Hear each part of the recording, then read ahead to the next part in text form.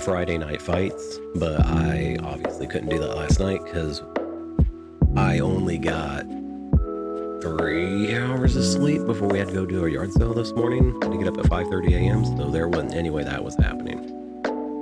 So sometime next week, probably on Friday, hopefully, I want to start either Bayonetta or DMCA, Devil May Cry, the remake.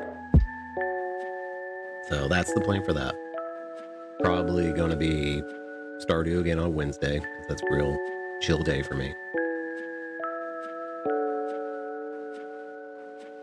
Actually, no, I won't be able to do Stardew on Wednesday, because I'll be going to a conference on Thursday, technical conference. And that's up in Chicago. So no, I'll have to get up real damn early to get to that too. So no Stardew. Unless I do that Thursday night when I get back from that. Which that'll be real late on Thursday. So at the very least after tonight, I should be able to get a night in Friday if I don't do a small stream Monday night. Or at least Thursday maybe. So yeah, I hate not having like some kind of plan right now, but of course I would start right when, you know, I've got like 14 freaking things going on that's causing me not to have a set schedule.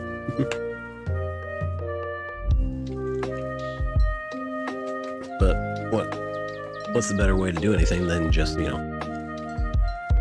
just constantly wing it? Which is pretty much what I got planned for tonight.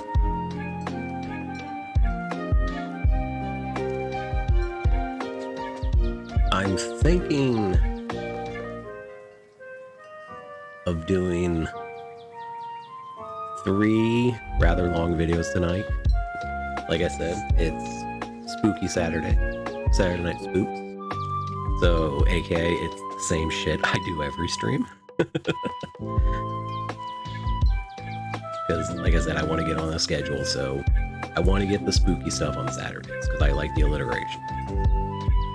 And then hopefully during the week I can just do gaming streams and then maybe like real quick reaction videos. But I think tonight is going to be actually just straight, again, big videos.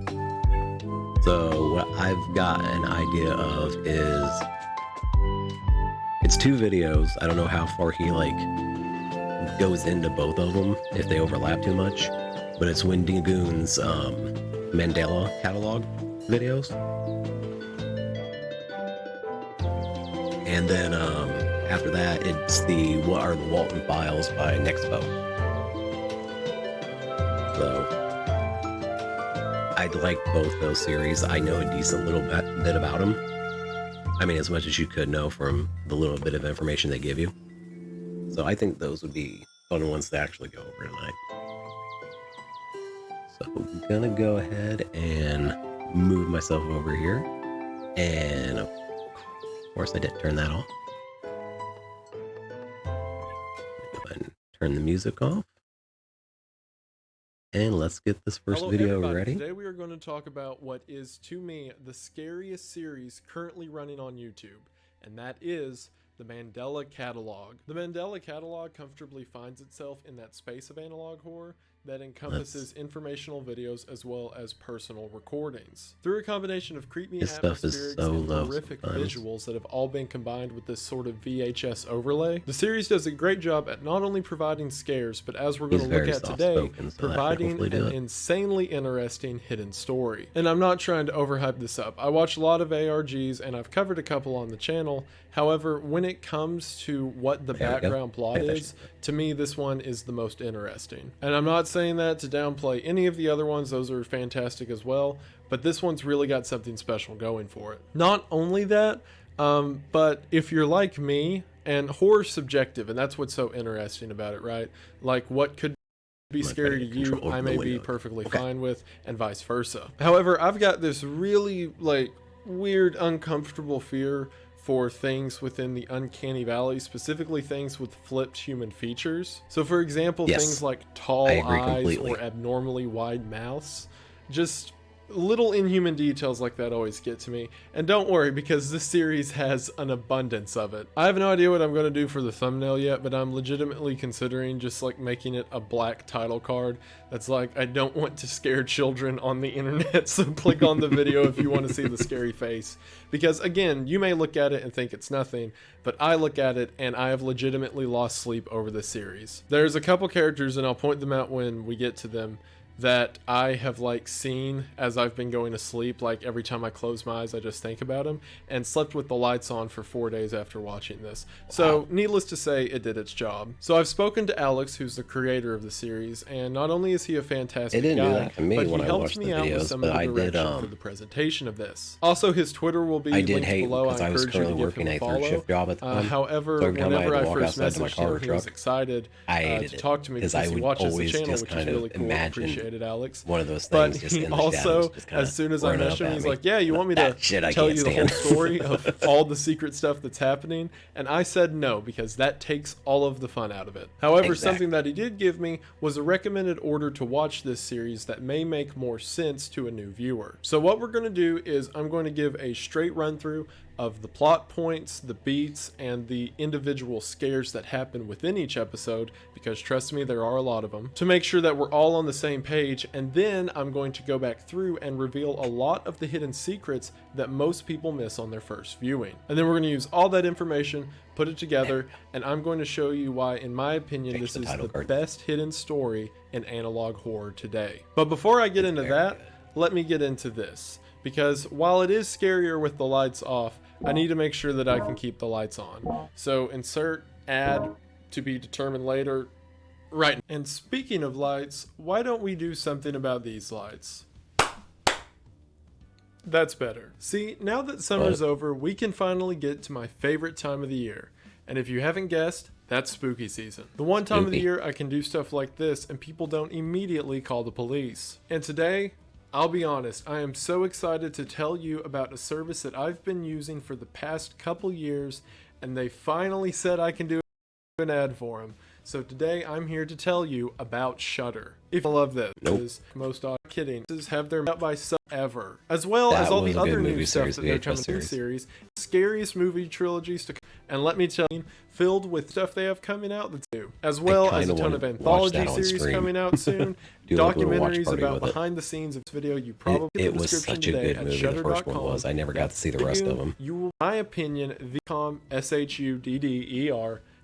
but I don't have Shudder. Discount code Wendigoon. Thank you all, especially from someone that I've used for so long. I hope you enjoy. I hope that you check it out. As always, we are back to the video. We are going to go ahead and get into the Mandela Catalog, but as always, thank you for watching. Caitlin, do not put this in the video. I'm going to go grab a drink. No. According to Alex, the most cohesive way to understand this story is to start with the second video on the channel titled Think. We open with a symbol from the United States Department of Temporal Phenomena. We can see beneath the wording that it was established in 1981, and the symbol of the department itself is that of a clock. Even the saying tempus fugit under it means time flies in Latin. Now, again, we're going to get into the series about what this means and how it all connects together in a bit, but I'm just giving you the pieces of the puzzle right now. We start the video and see that it is an informational guide how to deal with something that they call the unforeseen threat known as an alternate. Now, before we get the description of them, it says that if ever encountering an alternate, the best thing to do is to lock your doors, get a gun, run and hide. And in our description of what the creature actually is, it says that some of them can look perfectly identical to specific humans. However, that some of them, as we see that other ones contain wildly inhuman features.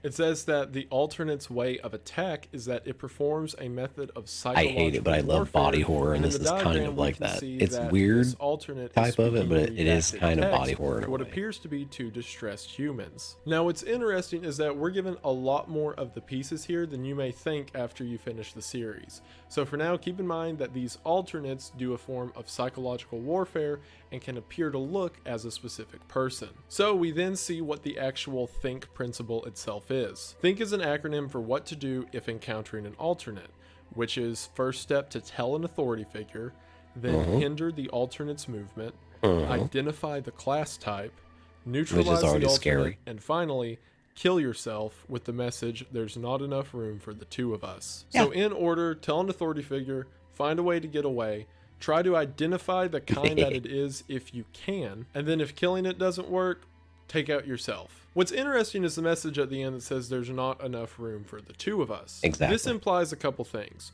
For one, it's the idea that for an alternate to become an alternate, it has to take over the role of the person that it's trying to mimic. And also, it seems that one of these alternates is speaking to us right now. After that, we see a message that we need to know our place in reality. But not only that, we then move on to a message that says know your enemy. We are then shown 3 different classes of these creatures. The first one being that of a doppelganger. This appears to be a perfect copycat of the person that they're trying to mimic. We see something known as detectable. I'll get into what that means in a minute, but the only image that we have of it right now is that of Jesus with a very distorted face, and I know that it's Gabriel. Jesus from an episode we're going to get to in just a minute. And then finally, the redacted class type. These things do not look at all like the people they are trying to mimic, and this is an example of that impossible anatomy that was mentioned earlier. We see 3 examples of what this redacted class type looks like before we get the final shot of the video, which is one of them standing in someone's bedroom corner. So we now know that there's 3 different types of these creatures that are attacking everyone. The doppelganger and Hopefully he the goes redactor into are the that. ones we'll look at right now. I like the Gabriel Detectable theory a is lot its better own than thing it's. I'll talk It's about in a minute. Jesus. So we see that some of them are these impossibly shaped creatures that can be in someone's house, as well as another kind that is a perfect copy of an individual. Keep all these pieces together right now. There's 2 different kinds, at least 2 different main kinds. They mimic and they do acts of psychological warfare. With that in mind, let's move on to the next episode. After this, we'll move on to the 3rd video on the channel, which Alex recommended to me as being the 2nd one in the watch order, and that is Mandela Catalog Volume 1. The beginning of this is exactly like the beginning of the Think video. However, it seems like early into it, whoever is watching through the VCR player ejects the video and starts up a new one. This doesn't necessarily relate to the story of it altogether, but at least not yet it doesn't. But it seems that someone is watching all of these videos in the order that we're seeing them. So maybe whoever's watching this tape is trying to find out more information about what these alternates do. So after the section of the Think video is over, we then see a picture of 2 different guys who are initially identified as Victim 1 and Victim 2, before their names change to Mark Heathcliff and Caesar Torres. We hear a phone conversation between the 2 where Caesar says that he's taking his mom to the hospital. Never trust a What man in happens a is suit. Caesar says that he heard his mom scream, she took a bad fall, so now he's driving her to the hospital and needs Mark to turn on the cameras in the house. Now this is weird, right? If your mom collapsed and you were driving her to the hospital, your first concern wouldn't be to call your friend to have him come over and turn on a bunch of security cameras. This implies that whatever's going on with these alternates, maybe people don't know the specifics of how it works, but they know that something's going on and the news is telling them that something's going on. The conversation continues until Caesar says the phrase, "Try to get a good view of the back hallway," before the video immediately distorts and Caesar's face morphs into this. In my opinion, watching it in this order, this is the first real scare of the series, but don't worry, it'll get worse. So we then follow a recording from Mark's dash cam as he drives over to Caesar's house. We then flip through all the cameras that are turned on within Caesar's house before we see the message come on the screen that there was motion detected at 3 a.m. Also, this is kind of a side note from the story itself, but Alex has done an excellent job at setting up tension to this point, and I didn't say this earlier enough, let me say this now. If this sounds even remotely interesting to you, it's the link right after the ad in the description. Go to it, watch it. I do not want to spoil the horror of the series for you by describing it before you get to experience it. It's so firsthand. good. So go do that. But Alex really is great at setting up tension, because as these cameras were flipping, I was on the edge of my seat. No clue what was going to happen, but just ready for anything. After that, we then see another message come across the screen at 5:30 a.m. that says there was a noise detected. We then hear a woman scream the phrase, "Who are you? Get away from me." And then we have another jump cut to the faces of Mark and Caesar as they're twisted and pulled into this, and then just two standalone eyes in the darkness. Now, because there's only been one woman mentioned in the series so far, that being Caesar's mother, I'm going to imagine this is her. Not only that, but Caesar's mention to Mark to turn on the cameras in the back hallway implies that that's either where he found her or where he heard the scream from. So I think what we're hearing is the last interaction that she had before she was attacked by whatever this thing is. And then at the final shot of the house, we see that the door is wide open. We then get the message, "It followed me home, Caesar," before we cut to a shot of a wooden door in someone's bedroom with this sound playing of someone trying to get in. Let me in, Mark. I have a gift for you. I have a present. I have a surprise. I will not hurt you. Now, considering That said, it was in 92. How did Caesar call him on the road? We didn't have... Oh. We had the brick phones, but we didn't have, like, cell phones, really, back then. So how did Caesar actually call him? I don't know if that's just, like, a little continuity error, or if you could just, like, have a little bit of suspension of belief. But that part kind of annoys me a little bit. It's like, how did he call? It's a kind of... That literally was one of the first things that jumped me out, even outside of... obviously now that he's there and the thing is outside of his door and all the little jump cuts. But even right at the beginning, it was like, this is happening in what year? And he is just calling from the road? No, that makes no sense. He can't do that. He's either calling from his house or he's running his mom to the hospital and he stops to call you on a payphone? No. It was like that scream trap right off the bat. So, yeah, never trust a guy in a suit. the sentence was, "It followed me home, Caesar," and then from evidence we'll see in a second, this is Mark who has just left Caesar's house. And now whatever followed Mark home from Caesar's house is outside of his bedroom door, trying to convince him to come out. We then get this message, again from Mark, that says, "I do not want to see what is on the other side, but it has been days and nobody has come to help me." We then hear audio of Mark hearing laughing coming from within his house before he screams and then fires a gun. We then see the phrase on the screen, "Uh-oh, bad decision, Mark," before we hear footsteps running to the camera and this face appears on screen. I hate that. We then see this shot of Mark's partially censored body lying on the bed as a dial tone plays, with the text saying, "Nobody came for me." Alright, so some stuff to take away from this clip is after Mark went to Caesar's house to turn on the cameras, it seems, as he said, that something followed him home. And then after days of it tormenting Mark is played him by over and Alex? over, Mark shot himself because, Which is as cool. he said, "No one came for me." So to raise a couple hypothetical questions that I'm going to answer in a second. For one, how on earth did Caesar survive if whatever this thing is attacked his mom, and then whenever Mark comes, it immediately follows him home? And also, why, if he attempted to call the police and was in there for days, did no one come to help him? Well, we'll get an answer to that second one right now. In the next tape on this episode, we are now viewing the Mandela County Police training video, with the warning message that we should definitely not watch this at any case if we ourselves are not part of the police force. We also see that this is specifically for 911 call operators. A creepy voice gives us the basic rundown, where it explains 911, to us what's your what to emergency? do in the case of police, fire, and medical emergencies, which all of them are just called the police, fire, or medical departments. So yeah.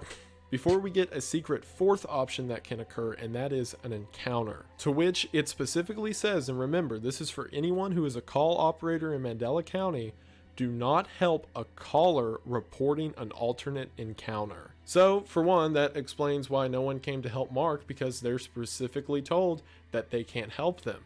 But why? It then follows up and says no matter how frantic their screams are, and that they should lie to the caller and say that help is on the way. It then goes on to say, do not speak too much, you might accidentally reveal your fear.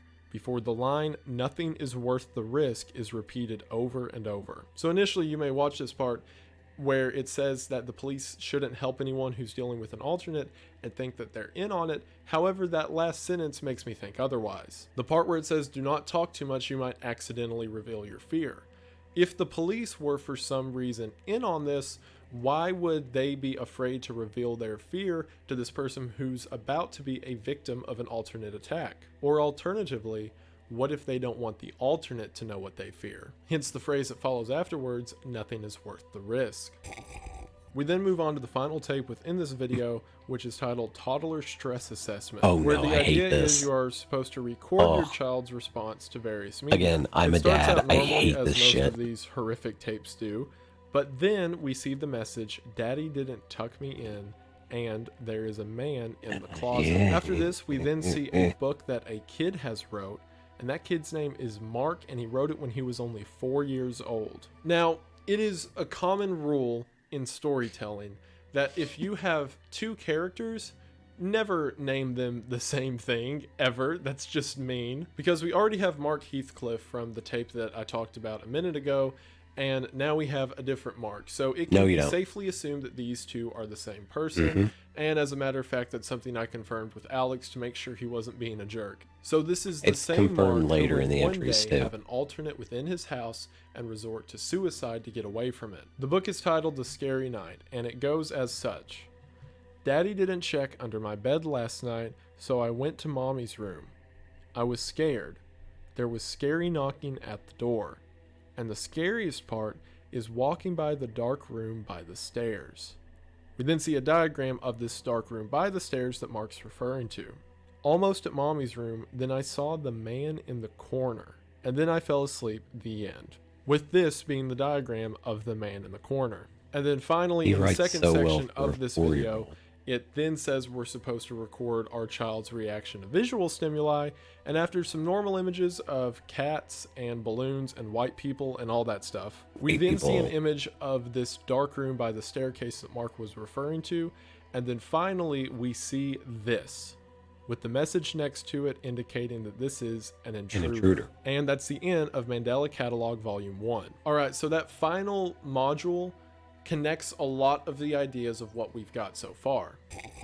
So whatever this intruder was, the man in the closet that Mark saw as a child, it behaves very differently from the mimics or the alternates that we've seen up until this point. See, according to Mark, this thing was an element of his childhood. It wasn't just a one-time occurrence, it was the man in the dark room. And at the end of the video, he's specifically referred to as an intruder. This is very similar to the alternates that we saw at the end of the first video, the Think video that was standing in the corner. Once again, a man in a corner. However, the behavior was totally different, and that's something I'll address in a bit. Now, while I may be jumping the gun a little bit, and this may get more into the theory side I'm going to talk about at the end, I want to mention this right now while it's fresh on your mind. The thing I mentioned earlier, the other hypothetical question of how wasn't Caesar killed by whatever this thing is? Well, if you'll remember how doppelgangers work, they are a perfect copy of the person that they want to mimic. And at the beginning of the video, we see Mark and Caesar both labeled as victims. However, we don't see anything happen to Caesar within this video. So what if Caesar was already a doppelganger at the time he called Mark? Because think about it, if one of these things was in Caesar's house and it attacked his mother and potentially killed her, then how was Caesar able to just walk back there, put her in her car, and drive to the hospital? It would also explain why he was so eager to get Mark to come over to his house, and especially for him to go into the back hallway. Not only that, but whenever we hear the scream of the mother at that portion in the video and their faces distort, it's Caesar's face who distorts into the two-eyed figure. This would imply that the creature that attacked her was the mimic of her own son, Caesar. So I think that Caesar was already dead, and his doppelganger lured Mark over to the house so that he could be killed as well, or in this case, kill himself. Now, we're going to get more into why they're doing this and particularly how they're doing this in a minute, but now we need to go to what is, in my opinion, the most terrifying episode of the entire series, and it's the first episode on the channel, Overthrown. Also, we're going to get sacrilegious here. Yes, my favorite kind of religious. With that, I'm sorry. Overthrown is the first video on the channel and the third in the recommended watch order. It opens up with what appears to be a children's television special of the biblical Christmas story. It starts out normally with Gabriel telling the shepherds that Jesus has been born in the city in Bethlehem before the screen distorts, and then nothing is normal or okay after this. We hear a broken voice describing the cities and Bethlehem in which Jesus was born before it talks about the moment in which the angel came to Mary to tell her that he was going to be the mother of Christ. However, this time it says that the angel's name is redacted. Now, it's easier if I talk you through this as we go through this episode, because it'll make more sense at the end of it. So it seems that what's happened is Gabriel, who we saw in the first scene, whenever that screen was distorted, they were replaced, and now we have this new angel who, again, the name is redacted. Whenever the angel comes down to Mary, we get this horrific glitch that comes up on screen. I also want to mention that I thought you all were hyping Mandela Catalog up a little bit too much, and remember, this is the first episode on the channel. So, I'm like, all right, what is this? Another ARG? I've seen 8 million of these. I'm tough. So I turn it on at night by myself, and it's that. I saw the face and heard the glitch noise and all that, and was mortified, and I hate all of you. Anyway, so after we see this broken face, a black square covers it up, similar to the black square that covered up Mark's head after his suicide. After Mary speaks to this redacted angel, we then hear the angel say something that's completely unintelligible. Now, I know that there's hidden messages within the captions of this video, however, I want to save that for the end analysis. We then see Joseph sleeping in his bed as this redacted angel comes to the window and says that he will know the shepherd's fear and that he will trick the shepherds before repeating "wake up Joseph" over and over. We then get an alternate scene of the opening, wherever Gabriel came to the angels, only this time it's our new redacted or fake angel. Remember, the way that these doppelgangers work is they replace someone and take on their identity. So we now have this figure, which is the body of Jesus Christ with another blacked out box over the head, before he says to the shepherds, "I know what makes you human, I know what you love and what you dread," before his face glitches and this happens.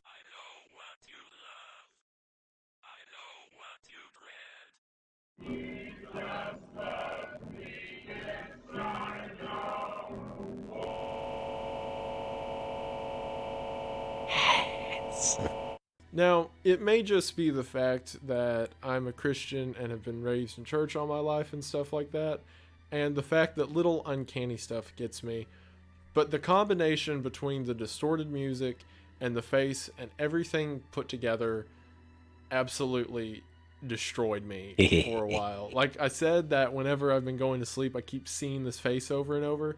It's this face. And what's funny is a couple of you are probably looking at like, that's the stupidest thing I've ever seen. And you know what? I'm glad that you're tough, and I'm glad you're that cool, and I'm glad that you're going to be able to sleep tonight, because I won't. We then see a text in red across the sky that says, "Can't you see I deceive them, such weak minds?" Before the text color shifts to white, and we see this message: "I am bound to chains on my ankles that grow heavier with every step. The infinite amount of sand will be my tomb, and my foolishness will be my legacy. If there is a God, please help me." Now, there's certainly a lot to break down there, and I could do that now, or I could make you wait for the end of it, and I think I'm going to make you wait for the end of it. The reason being, and I promise, it's going to make a lot more sense when I talk about all of this at once. So for now, let's move on to the next one, Intruder Alert. Intruder Alert is the fourth video and the fourth one in this watch order. It opens up with the charming message with this guy's face that says, "I am inside your home." Lovely. We then switch to another message Tony from Mandela County, from the Mandela County Child Endangerment Awareness Association. What they're doing is showing an educational video to teach parents how to properly keep an eye on their children. We then see a television set that has normal things on it initially, but then right before a cut, we have a fade in of the face that we saw at the beginning of the video. We then see that we are to be careful about the TV before the message is quickly typed in that they exist on different spectrums. So we obviously see that whatever these creatures are, and the fact that the name of this episode is titled Intruder Alert and the opening face said, "I am inside your home," we can assume that whatever this face is It's part of this mimic or alternate thing that's going on in Mandela County. And for whatever reason, they are now capable of using television sets. We then see the Like I said, ever since I became a dad, just when my wife was pregnant, I just started hating anything to do with kids like this. When she was pregnant, we went over to one of my friends' houses and we watched the original Pet Sematary. I'd seen that movie 1,000 times. Never affected me. But when they got to the scene where the little boy, the toddler, gets hit by the semi-truck, I almost freaking threw up. I almost couldn't hold it in. And I just went, it just hit so differently, knowing that I was about to be a dad and all I could picture was my kid. And he wasn't even born yet. I was just like, oh no, I can feel that. And then when he went on the killing spree, that was kind of hilarious. But no, that scene, I hated it. And things in this with the kids, like the him doing the book, hated it. Hated reading it because it sounds so much like something, you know, a kid that age would say. And I have a 4-year-old now. And then this scene, when I initially saw it, I was just like, yeah, if I went in there and my kid was gone, nah, man. message that if your child is screaming, No. you should wait for your child to stop making No, noise. you don't. Which is definitely some parent of the year advice, if any. Before it shows a diagram of a mother walking into the room to see her child, that the cradle is empty, and then that face again on the TV. It's we then get much the slow worse. diagram as it shows a woman hanging herself with the message, distraught at the sight of her missing infant. So it seems that what happened, this face, or this alternate, came through the TV, by some means took the child. And I listen to as the true message crime said, documentaries distraught at the too, sight of her missing and stuff where infant, you just the go in and woman your hung kid's herself. screaming, and then your This kid is the just second gone. time in the series Fuck we've seen that. someone commit suicide over what these alternates do. We then flip over to the Mandela County Emergency Alert System.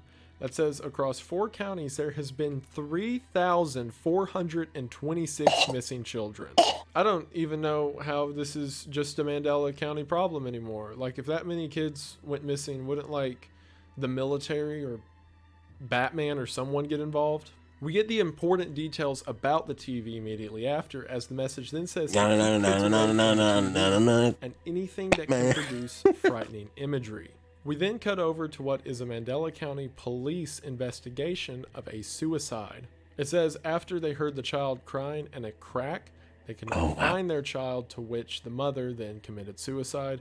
We can only assume that this is the diagram we saw a moment ago. The investigator goes, takes this one image of the house, and has an incredibly dreadful feeling And before just says, leaving. One of the "Fuck officers it, I'm out." decided to go inside and set up a camera outside of the room in which the suicide occurred. For some reason, none of the police want to go within the room itself. This is the order of images that we see from the camera that the officer set up. Initially, it's nothing before the entire room is shadowed, followed by a shadow with eyes eerily similar to that of Caesar's in the previous video. We see a face which is identical to the face we have seen in the television up until this point, before we get this horrific shot of a redacted black square on the staircase with the message, "Victim's corpse is seen being tampered with by invisible source." My favorite part about this, and this made me crack up watching it initially, for all of the pictures, it has in the bottom right the current threat level, like threat level none, threat level minimal, whatever. And for here, whenever it says that an invisible force is messing with the corpse, it says threat level evident. Like, yeah, you don't say. We then get a message from the police saying that the suspect is completely unidentifiable. However, the police have ruled out the chance of this being an alternate. Now, this is interesting for a couple reasons. For one, alternate's the only thing that we've really known about up until this point, but also the fact that the police are aware enough about them that they can do things like rule them out in this supernatural case. Remember how in the first video we watched it was explained that there are 3 different types of these creatures? Again, excluding the Jesus that we saw in the last one because I want to talk about it as little as possible. But specifically that of the doppelganger and the redacted kind. Well, remember that whole detail that they partake in forms of psychological warfare? And the message that we get in this video where it says that they exist on different spectrums? Well, here's the initial setup to my theory for how this works, and I'll qualify it with more stuff we're going to see in a minute. I believe that the doppelgangers or alternates are a separate creature from the redacted type, which we now see called an intruder. Think about it this way. These things want to get to the point in which they can completely take on the physical form of a person. If I'm correct about Caesar being one of the alternates, then that's his final stage, and his next point wasn't to kill Mark, it was to have another one follow him home. So the final end goal that these things want to be at is to take over a human life. But we see some of them don't operate that way. Like for example, the one that followed Mark home, and now the one that's here in this house. Instead, both of them operated through fear. Remember that message whenever it was explaining to police call operators why they're never supposed to send anyone to help someone who's had an alternate encounter? Do you remember the message that said do not talk too much because they may find out what you're afraid of? I think what happens is these redacteds, which from here on out I'm going to refer to as intruders. I believe that these intruders, as it's mentioned, exist on different spectrums and cannot directly interact with people. So the way that they operate is they figure out what someone fears. This is also something that I'm going to consider for now alternate Jesus mentioned in Overthrown when he said that he will know what the shepherds fear. So these creatures, this whole cluster, all different 3 types that we've seen so far that have been referred to as alternates, all use fear as a means of getting to people. And the reason that they do that is to make people commit suicide. See what happened with Mark. This creature followed him home and tormented him for days on end until Mark couldn't take it anymore. And then whenever he does take the shot, the message that comes on screen says, "Uh-oh, bad decision, Mark," before we see that creature run up. I'm sorry, I got distracted for a second by a thing that came up on my phone. Apparently there's been a 7.6 magnitude earthquake in Papua New Guinea. Holy shit.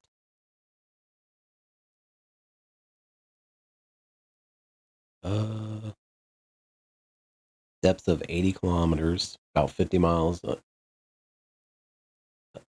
Mediterranean. U.S. tsunami warning went off. No threat to Australia for a tsunami.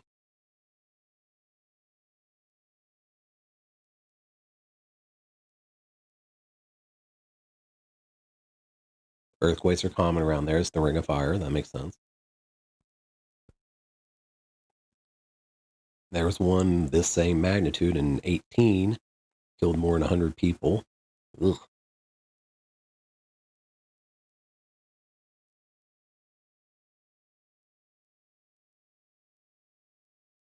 Yeah, this kind of just popped up on my phone, and I thought I'd just mention it real quick.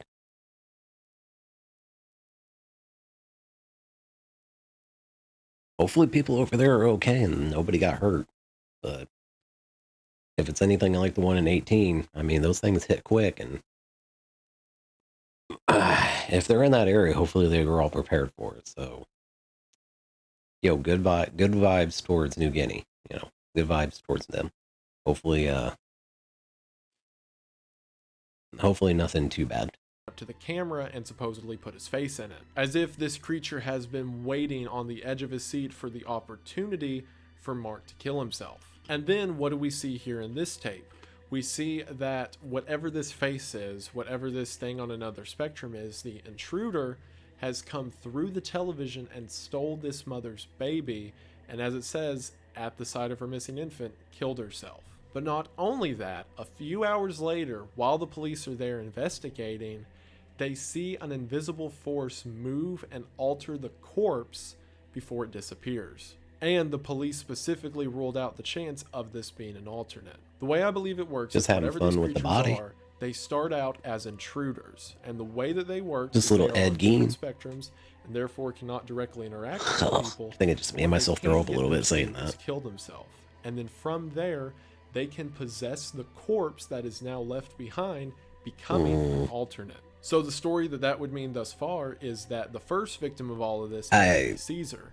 He Not the committed corpse. I don't like suicide. that. One of the intruders took over his body and became an alternate, to which now he's in his physical form and could do something like just murder his mother, or Caesar's mother. So now this alternate's goal isn't to just murder Mark, but to have him be a vessel for another intruder, to which the intruder carries out that whole thing and we can imagine takes over Mark's body. That would also explain why the police were able to rule out an alternate, because this isn't an alternate's MO. So while the police seem to be privy on this, between things like they know what alternates are and they know to not let the alternate at the end of a phone of someone having an encounter figure out what the call operator fears, but they're not perfect because they're not exactly sure how the intruders work yet. To drive my point home, let's get on to the final video of the series up until this moment, Metaphysical Awareness Disorder. You see in this educational video that metaphysical awareness disorder, also referred to as MAD,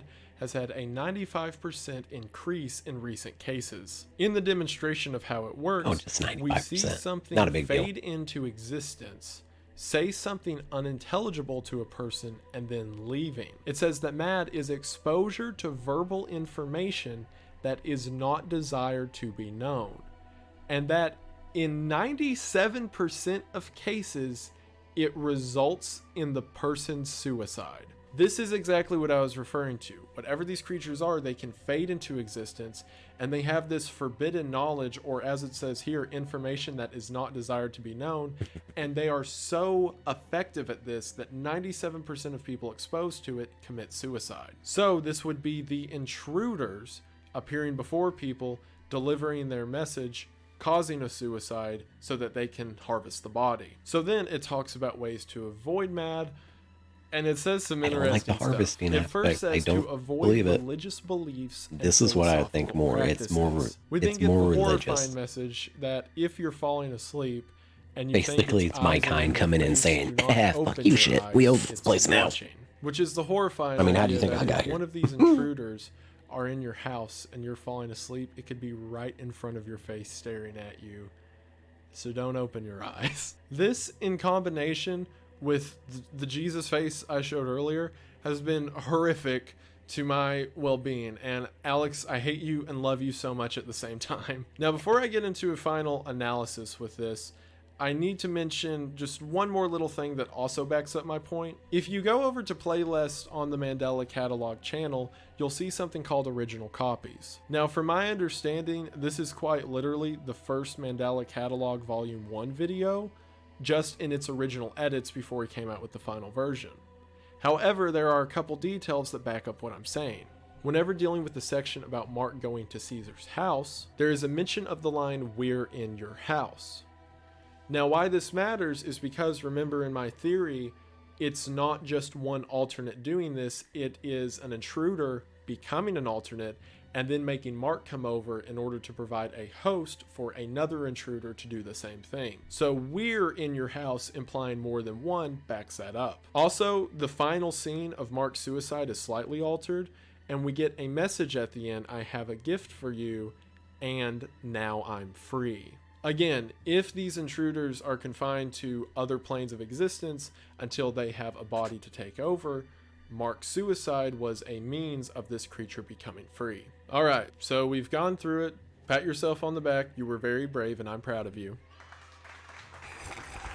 And while at this point I'm pretty confident in my theory that this is how alternates behave and the way that they act, we still don't know what they are. At least not yet, you don't. If you'll remember, in the Overthrown video, there was a couple of hidden messages that I didn't get to yet, but let's get to them now. There are two hidden messages in Overthrown. The first, as mentioned earlier, is whenever the redacted or false angel speaks to Mary, if you have your captions turned on, you can see there is a message you always there should, or something in like that. binary. If you translate that binary, which thank you to Kiko, who's currently the top comment on that video for doing the translation, which if you translate that binary, you get the message, I am the one true Savior. I must reverse the delusion. Joseph is next. For one, the Joseph is next part lines up because the next thing that we see is this same fake angel outside of Joseph's window talking to him. However, that line, I am the one true Savior, is what's interesting, because at the end of the video we see something that looks like Jesus until the face morphs, but here we see that whatever that is wanting to take his place. However, it's the second hidden message that for me really does it. After the horrifying scene that shook me to my core that I talked about a minute ago, there is a brief cut before we see text on the screen where we just hear heavy breathing as if someone's distressed or scared. And then if you have your subtitles turned on, you will see this message. How frozen I became and powerless then. Ask it not, reader, for I write it not, because all language would be insufficient. I did not die, and I alive remain not. Think for thyself now.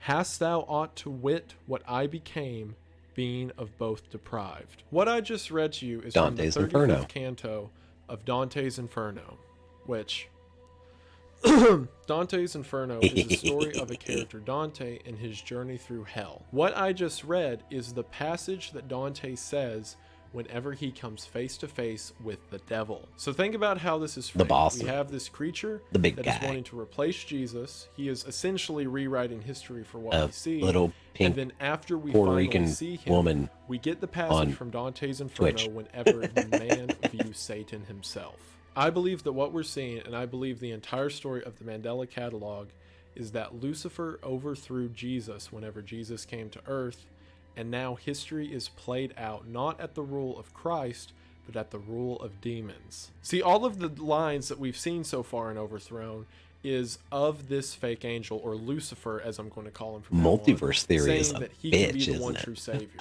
that he just has to deceive everyone, and his mentions that he will make them know fear. So now, looking at the text in red, and let's assume that's Lucifer at the end of Overthrown, it says, "Can't you see, I deceive them, such weak minds," referring to the fact that Lucifer has taken the place of God in these people's eyes. So then because of that, I believe the text in white that follows is the now overthrown Jesus, as the title implies. I'm getting like goosebumps talking about this right now, because as you can imagine, this is a little touchy for me, but the fact that I'm so freaked out about it is why I think the series is so good, because it genuinely is getting to me.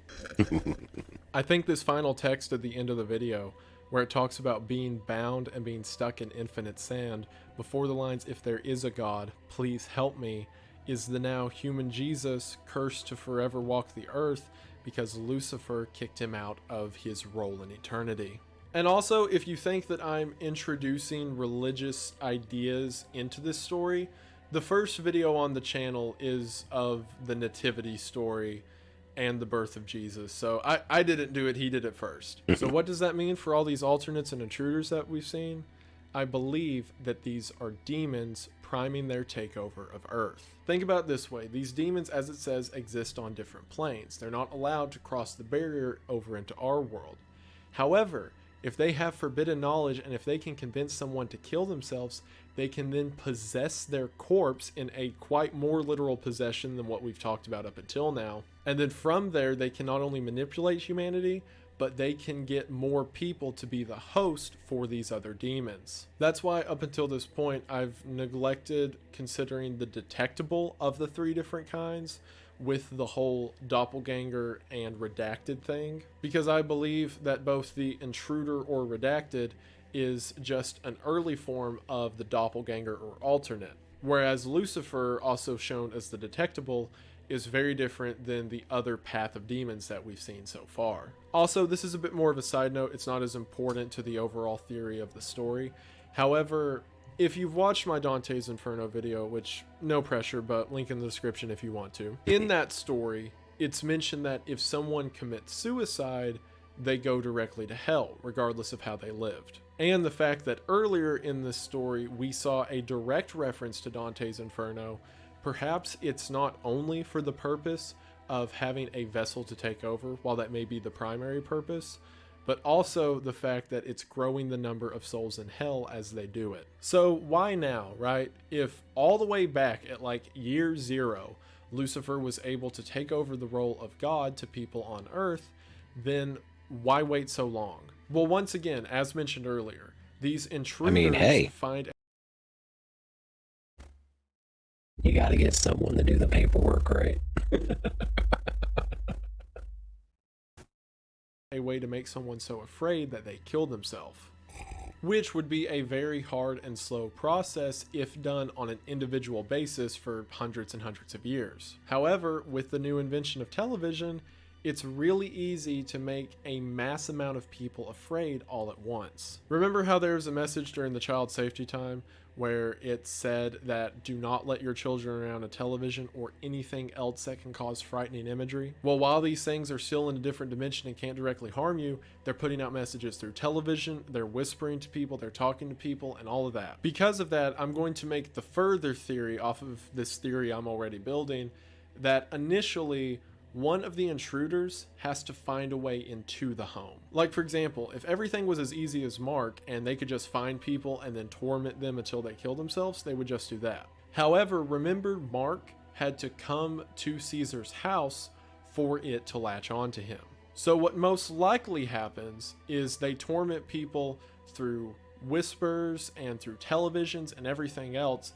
And then whenever someone kills himself, as we saw with the woman in the childcare story, they can then come in and inhabit that body and also open up a gateway for more intruders to come into our world. Or at least come into our world to the point that they can do something like follow Mark back to his house. So if someone makes a gateway for an alternate to be formed, that alternate can make a gateway for intruders. Also, remember that concept at the end of the Mad video, where it said that in order to not develop mad, one of the things you should do is stay away from religion? Well, that's like because contracts more than religion anything. is entirely different than as we understand it today, because 2,000 years ago, Satan became the root of the religious movement, or at least the Christianity movement. And also, remember how in Mad it said one of the ways to avoid developing mad was to avoid religion itself? Well, that's because 2,000 years ago, instead of Jesus becoming the root version of Christianity, it was instead Lucifer. So everything since then has been tainted. That's also the second mention of religion directly within this series. So again, you can't say I brought devil stuff into this, it was already there. So as a short TLDR of the entire thing, Lucifer overthrew Jesus some time ago and has now slowly been building up an army of demons on Earth. The demons use fear to subtly manipulate people, and through modern electricity and things like analog horror itself, have a means of making people afraid on a mass scale. I just realized this is like true definitive analog horror, because even the creatures within the story are using the analog format in order to make people horrified. But through modern electricity are causing fear on a mass scale and doing things like abducting a lot of children at once in order to make that fear go further. And then finally, whenever someone kills himself and that intruder is allowed to become an alternate by possessing that body, that alternate then opens the gateway for more intruders to inhabit our world. And if you come into contact with an intruder, you're stuck, and it's going to torment you forever until it gets what it wants. This is what we saw happen with Mark. This is why police do not respond to phone calls of intruder encounters. And this is why 97% of people who develop MAD commit suicide. It seems as if the police are the only ones who really know what's going on in this world. At least they have some sort of idea because they understand concepts of things like alternates, even if they don't get how intruders work. But on the wide scale, because it's still reported on things like local news networks, I think that we're seeing the early stages of this demonic takeover. However, my theory isn't perfect, right? And it still doesn't get to all of the questions. Like, for example, if these creatures exist solely in the spiritual plane, how can they do things like abduct children? Then is there a way to permanently stop these things? We see in the early videos that it recommends that you shoot it or try to neutralize it. Does that actually work? And is this something that the police have done? Or is this just to make you feel better about yourself? Yes. And then finally, and at the moment, the most pressing question to me, we still don't know what this was. Think about it. All the other alternates are actively trying to get the process going as fast as they can. However, when Mark was just a kid, this thing was just in his closet. Tony likes and to in chill. the dark room by the stairs. It just kind of lives He's a good there. guy. This is entirely different from any of the behavior that we've seen out of the intruders or the alternates. As a matter of fact, I was racking He's my just a brain chill so hard dude. trying to figure out what this was that I messaged Alex and said, am I going crazy? Is this just like a lazy intruder or what? And he says that's something particularly horrifying that's going to be revealed in the next few episodes. So whatever this creature is that just kind of existed around Mark, and then remember that decades later Mark will eventually lose his life to one of these intruders and most likely become an alternate, or at least his body will become an alternate and he will not be present for that. And there's a lot of questions that we've yet to see, but I guarantee you are on the way. To be completely honest with you, this is one of the most excited I've been for a YouTube series in a long time. I talked to Alex, and It's so without good. spoiling everything for me, which I appreciate, he told me that he has had this entire thing planned out from the beginning, which means he has a clear vision for where it's going to go and what's going to be introduced. And right now he's still building the puzzle. So all of my theories, while I stand by them, and that's going to be the mindset that I have watching the show as it continues, that doesn't mean that it can't be changed, or it doesn't mean that I can't be wrong, but I definitely think we haven't seen all of it yet, and that there's going to be more pieces that are either going to make this more complicated or add entirely new layers to it. And I talked to Alex, and he's working hard to get new episodes out as fast as possible. As a matter of fact, while I was sitting down to record this, he posted a teaser for the next episode on his Patreon, and I'm so scared already. And I may have not captured it as well in this video, but it's not only a cool story in my opinion, but it is an excellent example of analog horror, and like I said, one of the best. So I cannot stress this enough to you. I've got the Mandela Catalog YouTube channel, Patreon, and Alex's Twitter, all linked below right beneath the ad. And if you want to support him Mandela on really Patreon or brought Twitter, that would be analog awesome. horror back. But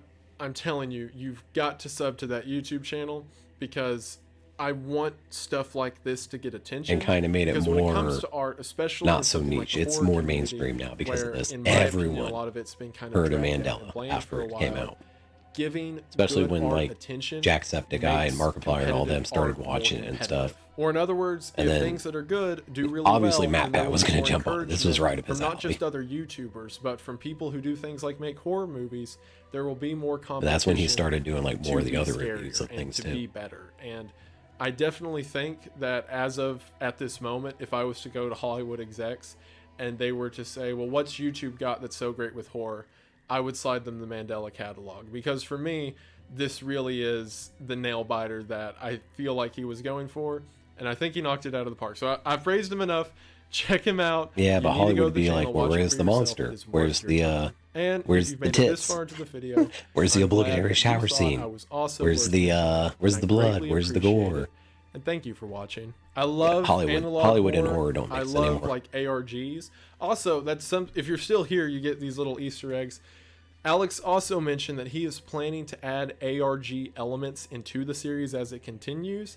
And this is also the interesting part. I'm too stupid for He didn't ARGs. tell me this, but I get the idea that if we've seen one season of it, he was describing kind of the roadmap for how big it'll be and adding ARG elements. We've got at least another 2 seasons, I feel. Probably more. Dos. But, like, his creativity's fantastic. Where he's taking this series is fantastic. I'm so excited.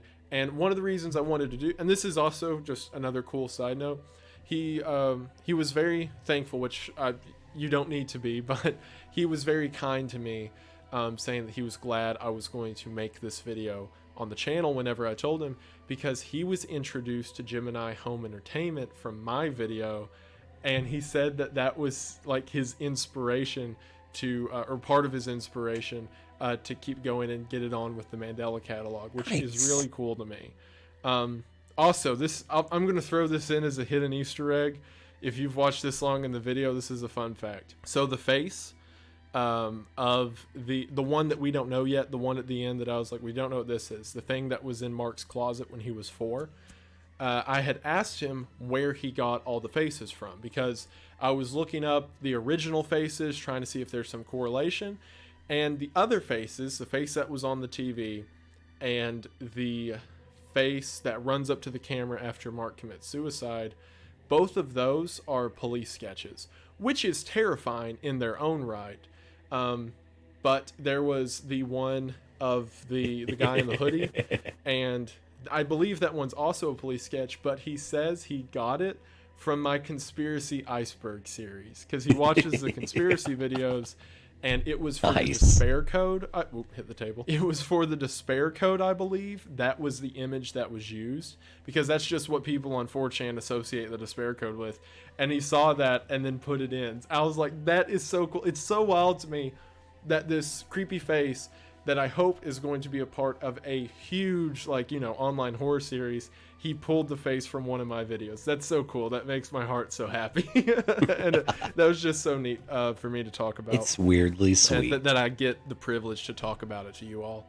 And thank you all for letting me do that. Thank you to Alex for this amazing series. I'm stoked that it's out there, and I want to see it do better, and I want to see more people watching it because he deserves the praise. So again, links in the description. Thank you all for watching at this point. I mentioned this on Twitter, but if you ordered one of the t-shirts, I'm sorry that they've been delayed up until this point. The way it works is they're through Printify is how they're made, and the manufacturers of them, I believe, are going through COVID complications right now. Oh, in other words, between like... Okay, you're shilling now. That's fine. Yeah. He's got another video right after this one. That is, let's see, this one was from 2021 in October. Gonna pause that real quick.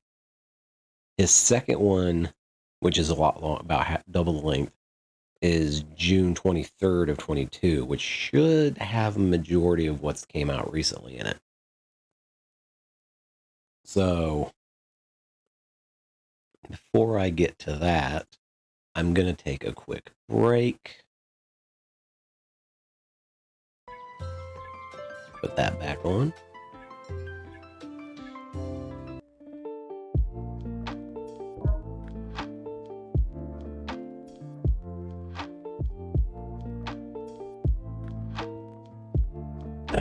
Okay. I thought I'd get just a little more comfortable.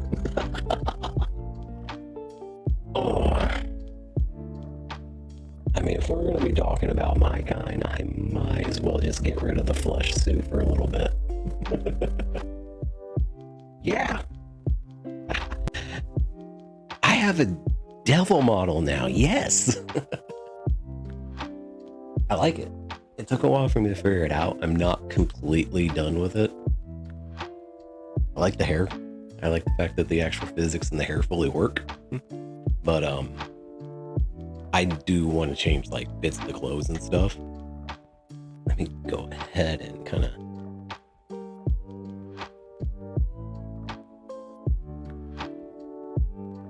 I'm so tiny.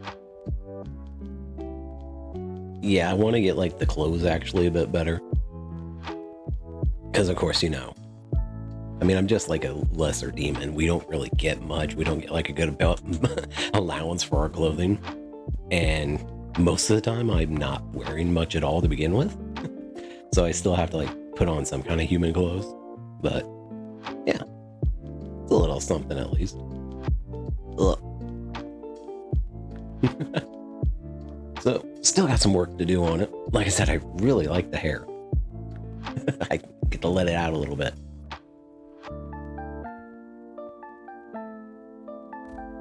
Like I said, it's nice to get the flesh suit off sometimes.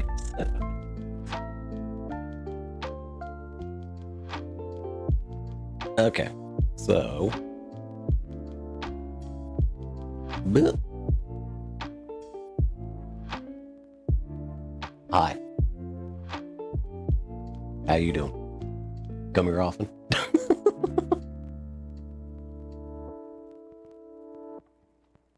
Alright, so as I said... Ooh, Eva. I love Eva. I got a new figure coming in from that. Ah, no!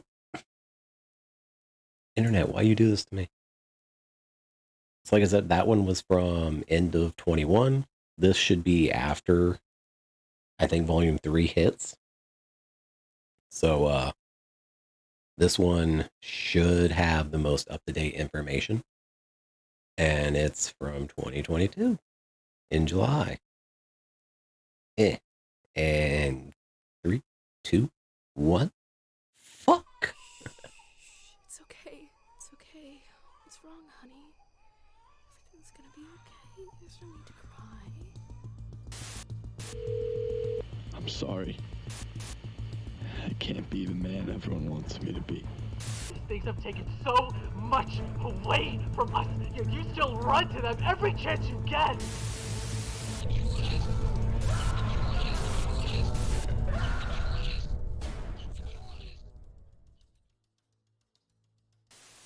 What? Hello, everybody. Today we're going to be breaking down and analyzing the most recent episodes of the Mandela Catalog. The Mandela Catalog is an internet horror series set within a timeline where creatures known as alternates have invaded humanity. These alternates terrorize and eventually replace the people they prey upon, and with the clues and tragic stories we see throughout the series, we're able to put together a horrific idea of what these creatures are and what they really want. And that is exactly what we are going to be doing today. Now, if you've clicked on this video, you may know that I already covered the first half of this series in my original Mandela Catalog video, link in the description. I recommend you watch that before this one, but if you just want to watch this video, then I will give a brief rundown in just a minute. But more so than watching my original video, I highly recommend that you watch the original Mandela Catalog as made by Alex Kister. Alex has done a fantastic job at crafting a series that gets better with every entry. And while I'm going to talk about a lot of the elements that I find interesting and why I think the series is so important, it really is a disservice to not experience it yourself. So what I recommend is go to his channel. It will be the top link in the description just below the ad, and check it out for yourself before we get into the series analysis. So if you're caught up on all of that, then stick around as we continue to unravel the mysteries of the Mandela Catalog. But it's not only the season of existential dread, it's also the season of science.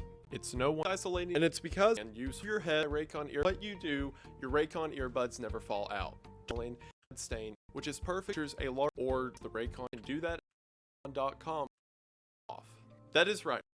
And thank you so much to Raycon. God, you are so orange. Video. We are going to go ahead and get into it, but as always, thank you for watching. As a brief rundown of my first video to make sure that everybody's caught up, I theorize that the Mandela Catalog takes place in a timeline where Satan and the armies of hell overtook religion on Earth. In the original videos of this series, we not only see the false shepherd take the place of religious authority on Earth, but we also see the consequences that that action would later have. Can I go to that multiverse? Alternates, as they're called. Can I go to that universe? Can I get out of this one? Directly interact with humanity. This one at least sucks. Not initially. See, according to what we're told in Intruder Alert, these alternates inhabit a different plane of existence, and the only way that they can pass into our world is if they're invited in. And as we see in the Mandela Catalog Volume 1, this is most often done by convincing a person to take their own life, to which the alternate will then inhabit the form of that person, replacing them on Earth or creating what we know as a doppelganger. In my original video, I described the life cycle of these alternates as such. An alternate begins to psychologically torment a person,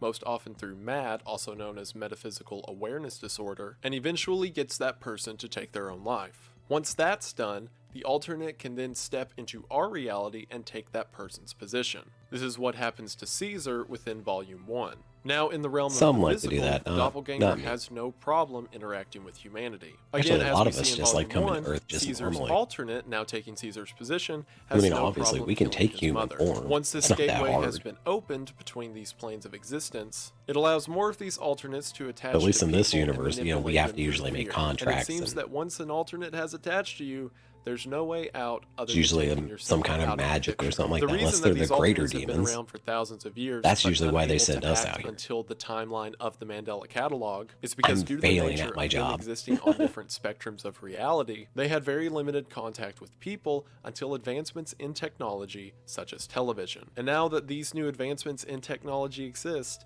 it seems that nothing can stop them. There were two alternates that I pointed out in the original series as being unique from all the others. One of them was the man in the hoodie that Mark saw at the bottom of his staircase when he was a young child. This figure, simply called an intruder, seemed to not be interested in taking Mark's position or necessarily tormenting them. He was just kind of there in the background, and seemed to be following a young child who would one day become the victim of an alternate encounter as seen in Volume 1. The other unique alternate is the one who seemingly started everything, the false shepherd. The false shepherd seems to be the one who overtook religion in Overthrown, and seems to be the ringleader of whatever's going on. In my original video I said this was supposed to be a sort of bizarro version of Jesus.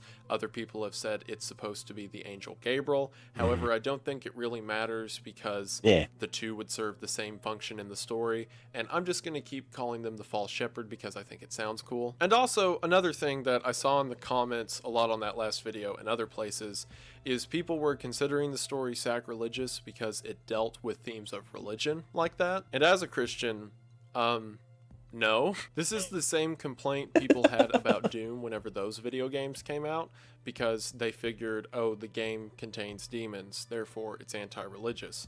But as the creator of Doom said, it is hard to make a more anti-demon game than a game that entirely revolves around killing demons. And while the Mandela Catalog uses these sacred names to tell a fictional story, it is very steadfast in the idea that the whole demon thing is not good. It's pretty clear that the creatures are I'm more evil sacrilegious and not than to be this trusted, is. and the story is saying it would be a bad thing if this is how the world worked. It's pretty confident in the fact that demons ruling the world would be a bad thing, and I think it's pretty decent anti-devil propaganda. Like, there's never a part in the story where the script's like, now hold on everyone, let's hear these guys out. But now that we're all caught up, let's go through the new episodes that I didn't cover in part 1, break down the pieces of them, and then begin to paint a picture of what's going on. Beginning with the first episode since my last analysis, Exhibition. Exhibition opens with the sound of an empty phone line and music rising in the background. This music is the same one that was heard during the death in Intruder Alert. We then cut to an animated biblical story, something that is common throughout the series, this being the story of Noah. However, the tape changes when we begin to hear a door knocking when Noah looks up to the sky and we see text over the screen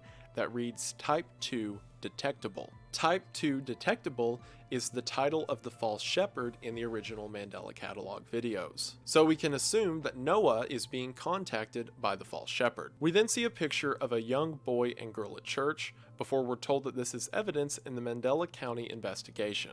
This investigation is over case 432, the investigation into the death of Mark Heathcliff. Mark Heathcliff, again, is one of the characters from Mandela Catalog Volume 1. As we know, Mark went over to Caesar's house, and while he was there, an alternate latched onto him. Mark then went home where he was tormented for several days before taking his own life. We see evidence that is being collected by Lieutenant Thatcher Davis. If Lieutenant Davis sounds familiar, that's because he was the investigator into the home invasion during Intruder Alert. So he is the one who set up the camera and saw the visuals of a corpse being tampered with. Or at the very least, he was present while that was happening. One of the items from Mark's house is a camcorder. Within the videotape of the camcorder, again this is taken from Mark's point of view before his death, we see Mark video his closet door being opened in the middle of the night. This is intercut with videos of him driving and eventually making it to a church. This seems to be the same church as the photograph shown earlier. And the fact that this is the same church, we can assume that the picture shown earlier was of Mark at a young age. Here, it seems Mark is trying to return to that church in order to find answers given his current ordeal. We continue to see evidence of Mark's paranoia. He takes pictures of an empty window frame, paces throughout his house, sees his door open and close, returns once again to the church, seemingly with no answers. This continues until the television in Mark's room comes on and we hear the audio that again indicates an alternate is present. We then see a figure appear on the TV before the video cuts out, followed by a picture taken on the same date of September 8th, 1992 as the original picture, only this time there is a figure standing outside of Mark's window. Lieutenant Davis remarks that it seems Mark was paranoid for quite some time, and the reasons for this are implied. We see in previous and later entries that the police are well aware of the alternate takeover. As a matter of fact, the video Metaphysical Awareness Disorder tells us that these accounts began occurring in 1982. So the alternates have been at some capacity for the past 10 years, and it just seems like normal routine to the police. More on Mark later, but now we cut back to that video of Noah. In the animation, we begin to hear church bells as something moves closer to Noah. We're then shown that it's the false shepherd, who tells Noah that he is going to bring something on the ark. The false shepherd tells him that whatever goes on the ark with him won't be able to be seen at first, but by the time Noah does see it, it will give him his last message. We understand this to be an alternate. This is similar to Mark and how the alternate tormented Mark until eventually Mark couldn't take it and the alternate then took his place. Instead of just occurring in 1982, from this position, we can see that all the way back in the times of Noah, the alternates were operating to some degree, and one managed to survive, again, due to the ark. Shortly after the false shepherd disappears, if anyone had any doubts that this story was related to a demonic takeover, the subtitles read 2 Corinthians 11:14, and no wonder, for Satan disguises himself as an angel of light. So yeah, the false shepherd is the devil. I could be snarky about how I was right in the first video, but I already did that, so we're just going to move on now. We're then shown the Department of Temporal Phenomena, only this time the title has been changed to say the death of Mark Heathcliff, before quickly glitching and then returning to the normal logo. This will come back later, but I think for some reason Mark is special. Like as we saw in Mandela Catalog Volume 1, thousands of children were kidnapped, and supposedly potentially millions of people throughout history have been killed by these alternates. However, I don't think all of them were in Mark's position, where an intruder stayed in his house for supposedly several years when he was a small child. So maybe there was something special about Mark, and maybe the Department of Temporal Phenomena having this logo switched over to him is an indicator of that. The Latin on the logo of Tempus Fugit and Implecti Intuitum, I know I pronounced that wrong, translates to time flies and embrace intuition. It says underneath that they were established in 1981 and then revised in 1990. Implecti. This would be right before the first reported and current alternate outbreak. We don't have a lot of information on the department at this point. I don't know if they're a force of good or evil, but it seems they're in the know on what's going on, potentially before anyone else given the times that they were established. The department has a message that warns of the effects of analog technology and says that financial compensation will not be offered to the families of victims. This shows that the alternates were a very big problem around 1992, to the degree that a US department had to issue a statement saying they would not compensate the families. And to drive that matter home, the next message mentions the television and mirror destruction order. So the alternates are such a problem around 1992 that people are now ordered to destroy their TVs and any mirrors. As we know, alternates can make first contact through televisions and potentially even through mirrors, or at the very least they can torment you through mirrors. So as we see from that message, and more evidence we'll see in a little bit, it's pretty bad. The end credits begin as the song His Truth is Marching On is heard in the background. Also, this isn't related to the analysis, but I just wanted to say, whenever I did the first Mandela Catalog video, I was still figuring out the YouTube thing, and I'm still figuring out the YouTube thing, but especially so at that point. And I really loved the Mandela Catalog then, and I've grown to love it even more now. It's just I think it's a great series, I think it's a unique take, and I really like what Alex is doing with it. So when I made that original video, I was excited that it did so well, and I was excited that Alex got traction and all of that. And then at the end credits of this video exhibition, he said special thanks to, and then my name was at the top. That was a huge deal to me at the time. I'm no expert on YouTube by any means, but I was especially novice then. Again, I was still recording with an iPhone. So to see a series that I respected so much and has so much care and effort put into it, put my name as the first special thanks, was really motivating and really meant a lot. And I just want to say, thank you, Alex. You don't know what that meant to me. Anyway, sappy stuff out of the way, we're moving on into the rest of the series. The next video in the upload schedule is Teaser, but I want to save that one for after Volume 2. So for now, let's jump into the Mandela Catalog Volume 2. Volume 2 opens with the sound of a phone ringing as we see two FBI wanted posters, one for Adam Murray and the other for Jonah Marshall. It says that they are wanted by the FBI for connections to the Bythorn Paranormal Society. and it seems the FBI wants them enough that they've offered a $100,000 reward. The labels of their names then change to Victim 3 and Victim 4. Alright, so a few things to break down here. Victim 3 and Victim 4 is in reference to Mandela Catalog Volume 1, where we saw Mark Heathcliff and Cesar Torres. They were identified as victims 1 and 2. As we know, both of them succumbed to the alternate attacks. And now seeing Adam and Jonah labeled as victims 3 and 4, we could assume that they'll have the same fate, although we'll get to that in a minute. Another thing of note is that it says the two are related to the Bythorn Paranormal Society. In the earlier Mandela Catalog videos, Bythorn County is mentioned as being a county that has been affected by alternates and is in close proximity to Mandela County. So these two are from a nearby county and a part of the Paranormal Society, something that apparently is egregious enough that the FBI wants them arrested. The phone's then picked up and it's a call between the two boys and a girl. The girl says that she's been hearing the ghostly apparitions of her dead cat and that she wants the two boys to come over and help guide her cat into the afterlife. After the initial remarks that she's hearing her dead cat, Jonah remarks that it's a cat alternate in a rather sarcastic tone. Alex's writing really begins to shine in Volume 2, and that's not to say I think it's necessarily improved, because I think the original episodes were fantastic. It's just that the material of Volume 2 and the episodes later on give him more of an opportunity to deepen his writing skills. But casual lines like what Jonas said, where he remarks that it's a cat alternate, shows the progression of the world that these characters are set in. We're going to see in just a minute that Adam and Jonah's story takes place in 2009, over 16 years after the events of Volume 1. That means it's been 16 years since the initial alternate takeover and things like the television destruction order. So Adam and Jonah have simply grown up in a world where alternates exist. So whenever Jonah casually remarks that it is a cat alternate, it both goes to the humor of the series and the sadness that this is just the world they're used to. The two are hesitant about babysitting a ghost cat at first, until the girl offers them $500 a night. We're then taken to a GPS view as we see that Adam and Jonah are ready to begin their journey to this girl's home. While sitting in the vehicle, the two remark that the car won't start, and while debating their options, Jonah says that they could maybe steal another one. Before following up, it's not like anyone will call the cops here. This implies a couple things.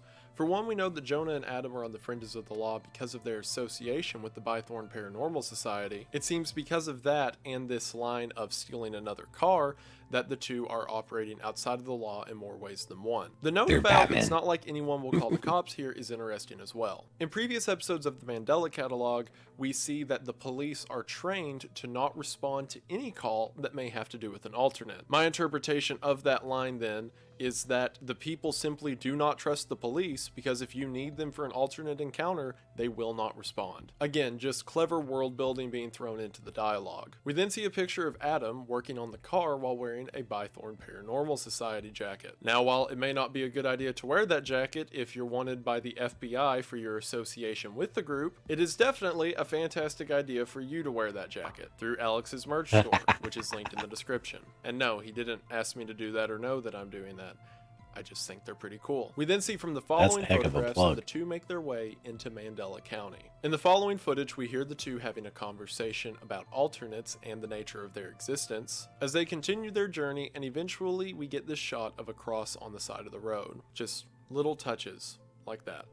Fantastic. When the GPS remarks that they're 10 minutes from their destination, Jonah says that that's really helpful and that they didn't have to outlaw these. I doubt his face could appear on it. So this relates back to the TV and mirror destruction order that was mentioned back in 1992, and we see the effects of that still last up until 2009. It seems that the two had never experienced a GPS before, and Jonah's remark of his face not being able to appear on the GPS relates back to the alternates appearing on television. So it seems not only television and mirrors, but anything with a screen has been outlawed, which it almost seems like maybe the bans were working.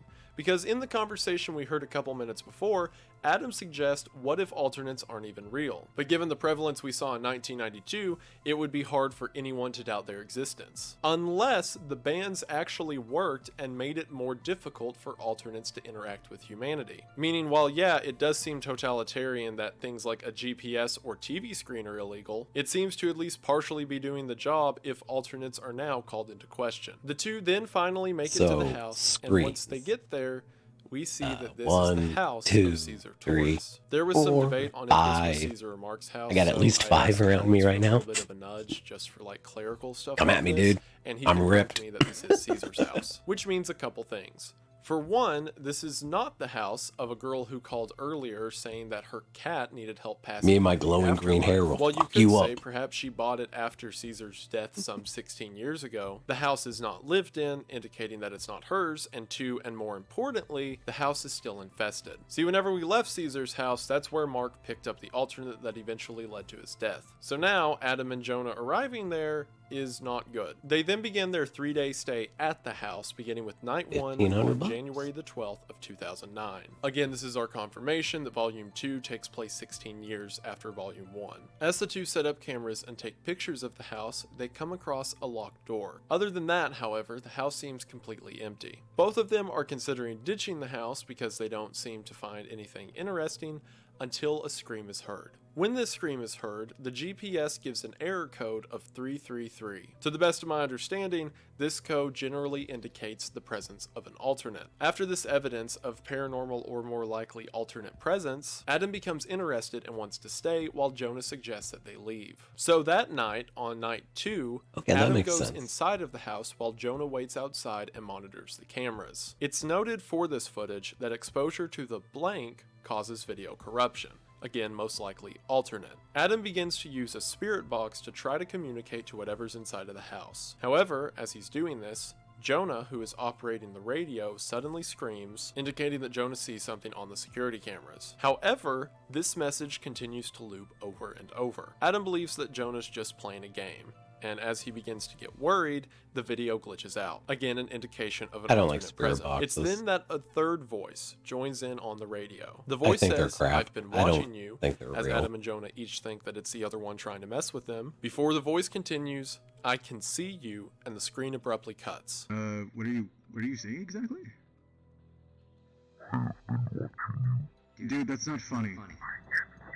What's not funny?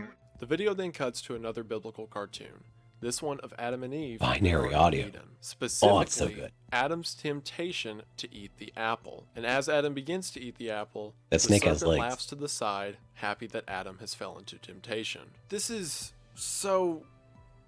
We have Adam in our story, who is obsessed with these alternates. As soon as he hears the scream inside, he wants to go back inside. That's whenever he becomes interested, when there's actual danger present. And now, thanks to the message on the radio, we know that there's alternates there and that they have been watching Jonah and Adam. And this does nothing but get Adam more interested. He is obsessed with chasing the knowledge of what these alternates are. And that is shown as a parallel to the other Adam, the Adam in the garden, tasting of the forbidden fruit. I love that because in metaphysical awareness disorder, it just says an that apple. the reason I have these apples in the people fridge. lose their mind and eventually end their life is because they have been exposed to knowledge which is not desired to be known. And Adam is now chasing that forbidden knowledge. He has to know what it means. And just as the other Adam chasing the fruit, it'll be his own demise. We then see a photo of The where reason it Adam was is apples sleeping. in the While Bible, it seems Adam's and they were alone the in this thoroughbred room, and quote an unquote alternate fruit, begins to speak it's to because him. they were the The fruit alternate of the says, royalty. "You followed the shepherd. So those who wrote the You are a Bible fool. weren't allowed to Follow have my them. voice instead. You will find great happiness. That's Wake all up, it is. Adam. Don't make me wake the others." So I'm going to elaborate near the end of Volume 2 on why Adam's so important, but what this alternate tells Adam is interesting. A lot of people have taken that line that the alternate says of "you follow the shepherd, you are a fool, follow me instead," to mean that there's two different factions of alternates who are warring against each other, and that they're vying for control over Adam. But I don't think that's true. Instead, I think that this is a false promise from an alternate who's promising to be better than the other alternates. Perhaps whenever the alternate says "you followed the shepherd," it's referring to the false shepherd, the ringleader of this whole circus. Or it could just mean the distractions and the forbidden fruit of the knowledge of the alternates themselves. Adam demanding to stay in the house in order to get more answers, even though it's very dangerous. Now, just as with the apple, the alternate is promising Adam great happiness if he just follows what he wants. That last line's the really interesting part. "Wake up, Adam, don't make me wake the others." And I'll get to what I think that means in just a second. We then see various pictures showing that something's moving throughout the house and opening doors, before Jonah says that Cam 3's out and asks Adam to go check it. When Adam leaves, an alternate appears in a flash of the camera and says, "Open your eyes," before perhaps the same or another alternate appears directly in front of the camera and begins to speak in garbled tongues. If you have your captions turned on, right after this alternate's done speaking, the text says, "Patients report multiple sleepless nights after their symptoms initially become apparent. It is not difficult to avoid, however.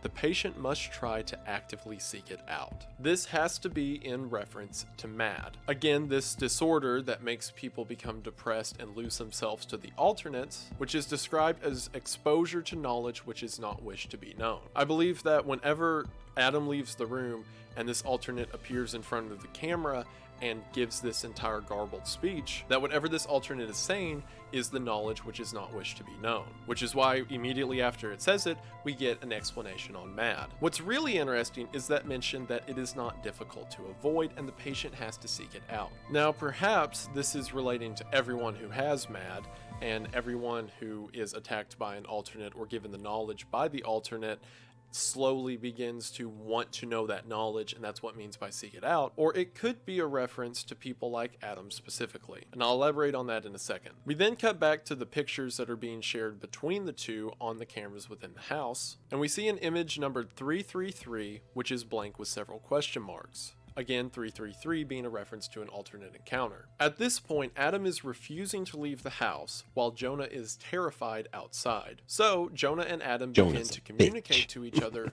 through the descriptions of these images. Jonah says, "Adam, why didn't you come back to the car after you tried talking to it?" Before continuing that he knows Adam is looking at these pictures and reading what Jonah's saying. Adam replies and says that the door that was once locked is now opened and he can hear the cat downstairs. We hear the cat continuing to meow as Adam takes a picture of writing on the wall, which says, "Nothing is worth the risk."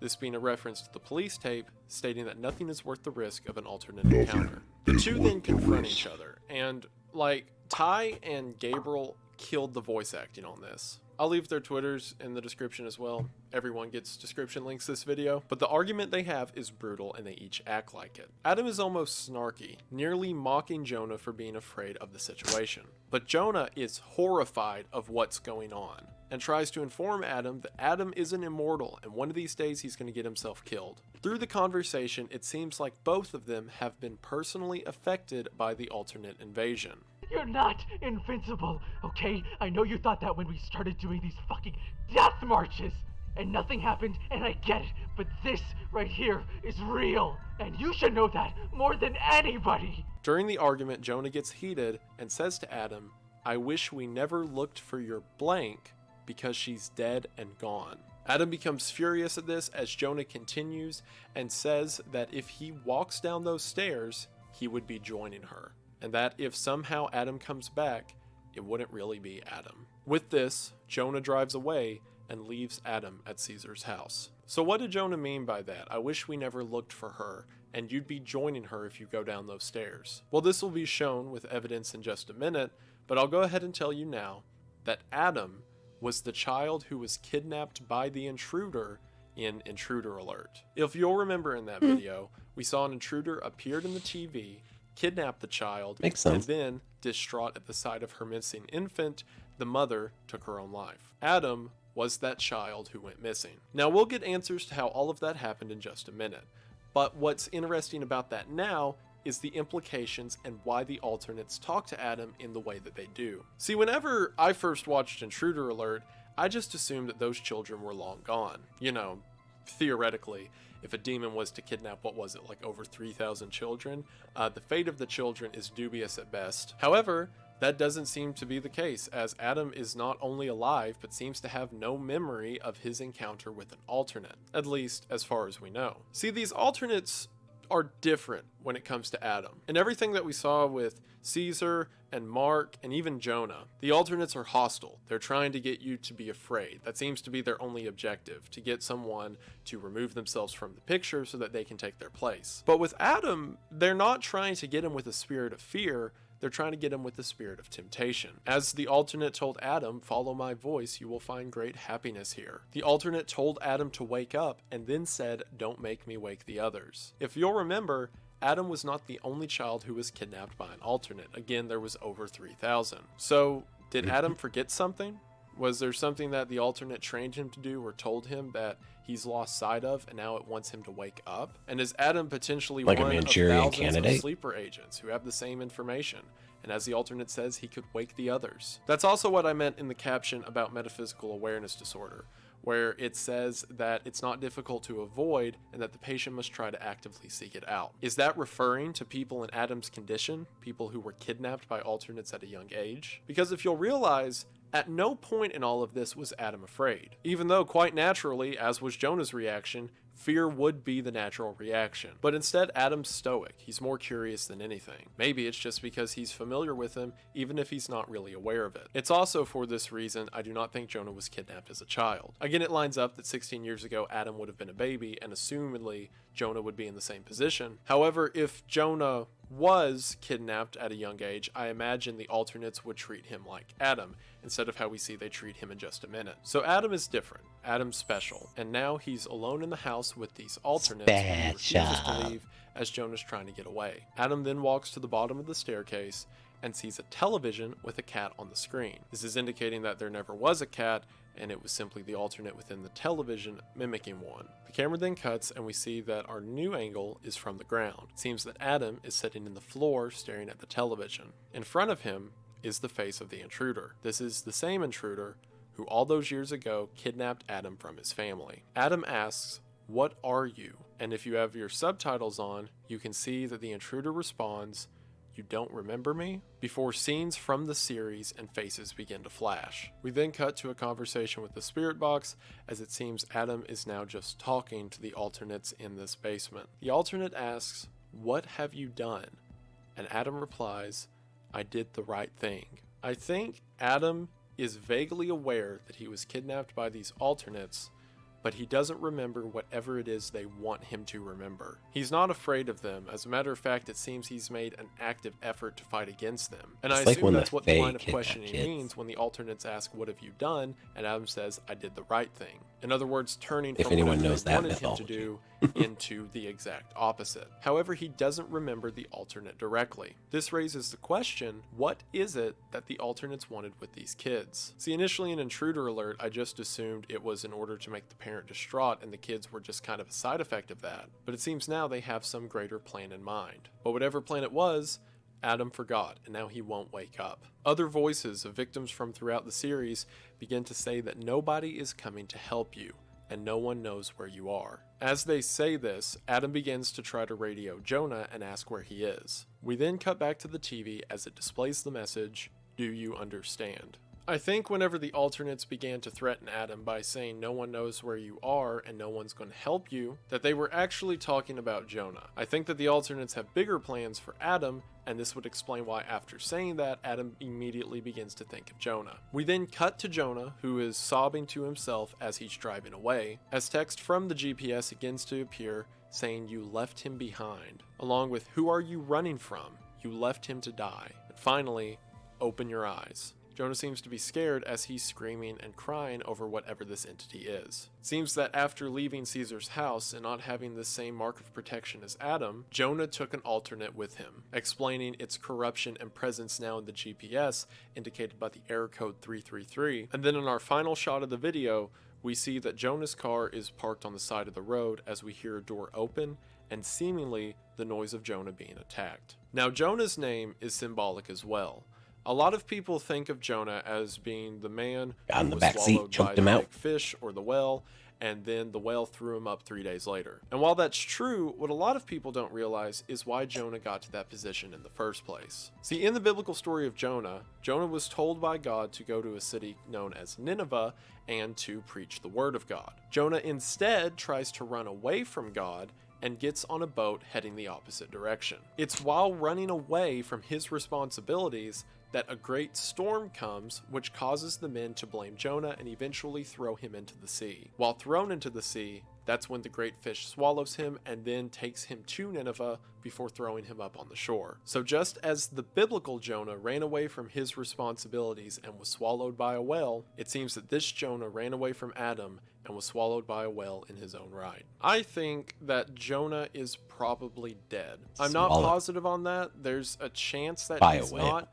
However, that end scene and the sound of him being attacked outside of the car alone on the side of the road at night is probably not good. And as I mentioned, Jonah does not have the same protection as Adam had. And if you'll remember, once alternates have taken physical form, they can pretty much do whatever they want. So it seems that perhaps an alternate took a physical form and then stowed away in Jonah's car as he traveled home. Again, Jonah could show up later, but for now my prediction is that he didn't make it.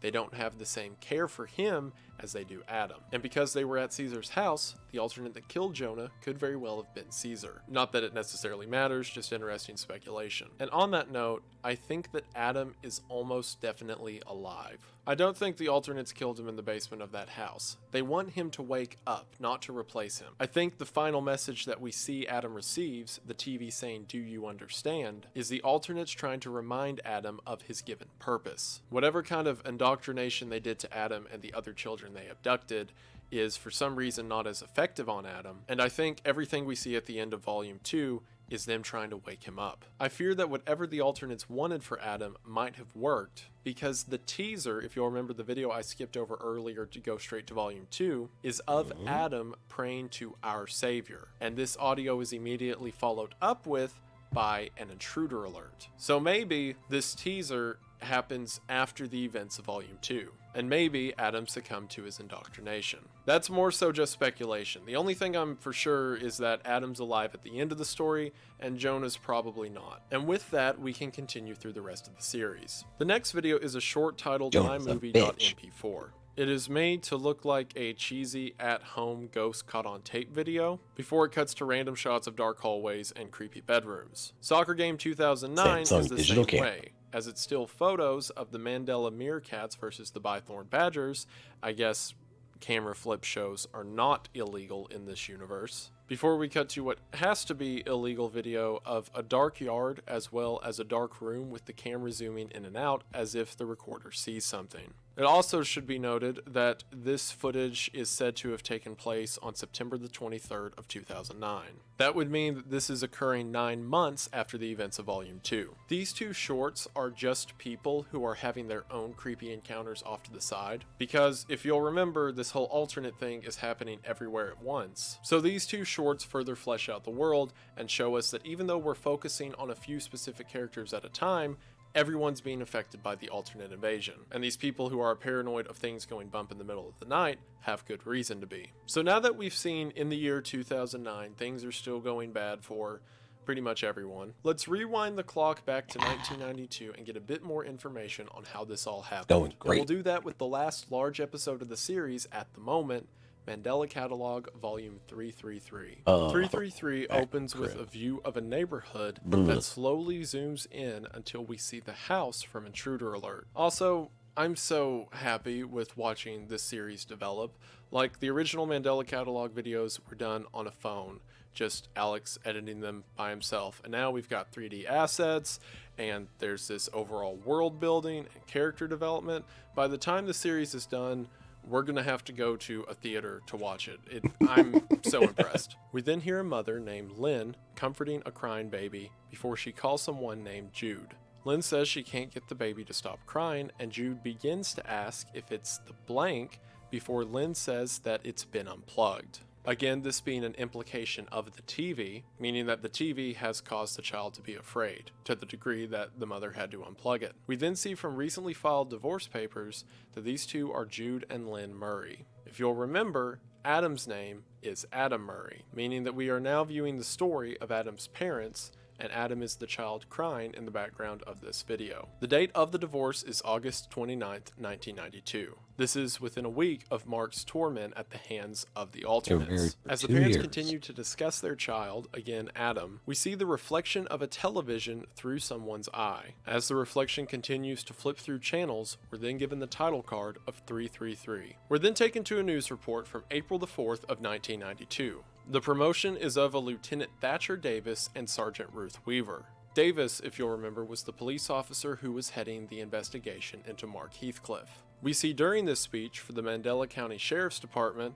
that Davis promises to do right by the people. We're then taken to a phone call from a school receptionist who is calling the police, specifically Davis, to tell them that Mark Heathcliff has been missing school for several days. This causes Davis to check out Mark's residence, and the body of Mark is found. Davis begins to take evidence from the crime scene. We see several of the effects of Mark's torment in the evidence that follows. There are shell casings all over the bed, implying that he was shooting at something, potentially trying to kill the alternates, but as we know, that didn't work. Here's a little hairball theory. I don't think this is legit, but I feel pretty confident in everything I've said so far, so I need at least one weird conspiracy theory to throw me off my game. What if the shell casings and the 6-day discrepancy regarding his death date and the alternate that appeared before him as an intruder when he was a child are all connected? And again, the 6-day discrepancy could just mean it was 6 days before they found him, so they just marked the time of death as the day they got there, which would be a little weird, but I digress. But what if for some reason the alternates wouldn't let him die for a while?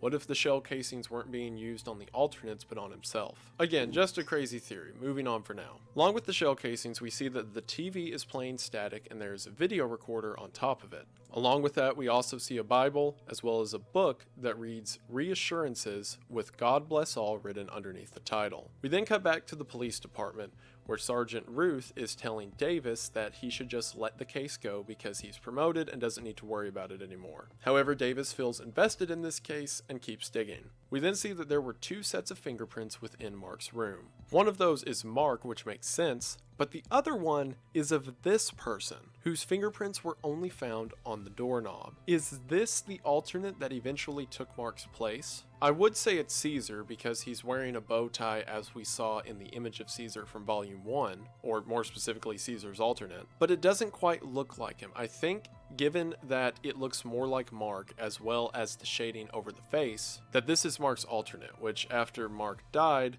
then took Mark's place and simply grabbed the doorknob and walked out of the room. We then see the evidence files of things with Mark's fingerprints, such as the gun and camcorder that Mark used. One of the tapes from the camcorder is called Shadows Under the Door. It's dated for September 14th of 1992, which again lines up with the timeline of when Mark was trapped in his house. We see a shadow come So do underneath the alternates all wear shit and begin suits? rapidly knocking on the door. Dapper ghosts. The shadow, which is an alternate, continues to knock faster before the camera cuts. We then hear a cassette player of an audio recording titled Voices Outside My Room. Again, this was taken by Mark while he was being tormented by the alternates. The first message says, "I'm not going away, open the door." The next message is more bizarre. It's clearly alternates because of the nature of the recording itself as well as the disjointed voices, but the alternates seem to be communicating with each other, asking what time it is before saying that they're nervous about the time, to which another alternate says, "Don't be nervous about the time,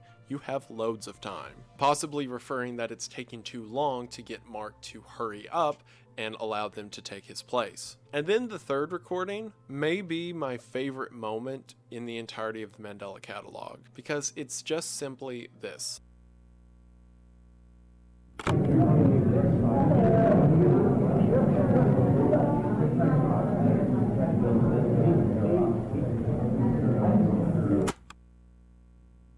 There are so many different ways you can make this. My initial interpretation is the idea that Mark is inside of his room, right? And he has no concept other than horror of whatever this thing is that keeps trying to either get him to come out or to end it all. And then they start having weird conversations about the time, and it's like they don't know how to use human voices correctly. And then just a legion, a giant crowd of people. It sounds like a huge gala or party. It's either all of the voices that they've taken from their previous victims, or this is just conversations between the legions of hell. Because if these alternates can appear wherever they want and communicate with each other, and once they have a way in, you have access to whatever they're doing, it could be thousands and thousands of them.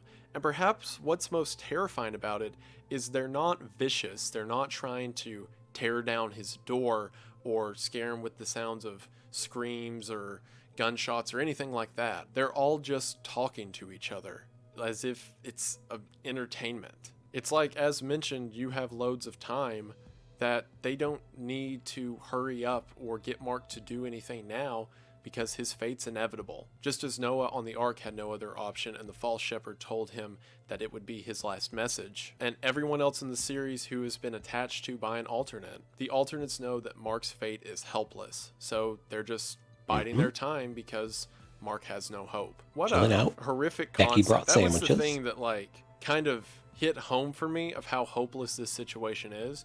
Because like I said, it's the armies of hell, but they're in no rush because they know they've already won. Again, moving on from that earth-shattering terror, let's get into another one. We then see the writings of the reinsurance's notebook. These are the last written words of Mark Heathcliff. Initially, Mark reminds himself of God's love and says that he needs God's love in this time of turmoil. It's very clear through his writings that Mark's afraid. This explains why he kept trying to go back to church to find answers, why he was reading his Bible whenever he was afraid, and why now he is trying to remind himself that God is with him. However, if you'll remember, in the world of the Mandela Catalog, that is not the person who is the face of religion. It is instead the false shepherd. So instead of a benevolent and loving God, it is a wicked one. Mark begins to realize this as he writes in his notebook that nobody came to save him and that whoever reads this has to stop it, before dreadfully remarking, "Who have I been praying to?" That further compounds on the thing I was talking about the voices outside the door. It only compounds to know that not only do they not have to do anything, but whenever you ask for help, it's them you're asking help from. We then see a series of mad scribbles before we get the final message from Mark that says, "My eyes are wide open." Now, this could just be Mark succumbing to mad. However, like I said before, I think Mark's special. Not necessarily in the same way Adam was. I don't think that he was kidnapped as a child, but something did happen to Mark as a child when it comes to the intruder that was at the base of his stairs. So whenever he says, "My eyes are wide open," it could either mean that he's in the same position Adam was in waking up, or this is simply the final stages of him succumbing to mad. Either way, I think that Mark's ordeal was more complicated than we initially believed it to be. We then see posters along the brick wall, one of them being for a game between the Mandela Meerkats and the Brighton Bunnies. Again, this lines up with the short from the My Soccer movie, at least the Mandela Meerkats part. Also, the bottom of the soccer poster implies that the proceeds will go to the Mandela Grieving Parents Foundation, which, if the demons are kidnapping so many children that there's a foundation for the sad parents, yeah, I really got nothing. That's just bad. I don't know what else to tell you. On the other side of the picture, we see a Mandela County Police Department recruitment form, but most importantly, right in the middle, we have an alternate report for Cesar Torres. Again, we understand that Caesar has been an alternate since the events of Volume 1, but this is further showing that alternates are enough of an issue that the police issue reports for people who may be them. Also, notice how in the picture Caesar is wearing a suit similar to the supposed alternate of Mark we saw fingerprints of earlier. Again, perhaps this is implying that Caesar's alternate began to take the form of Mark and was at a sort of intermediate stage whenever it left the fingerprints on the door of Mark's bedroom. We then get to another evidence reel. This one is of the They're Murray just dapper investigation. demons. Again, Murray, if you'll remember, is the family of Lynn, Jude, and Adam. Adam at the time only being around a year old.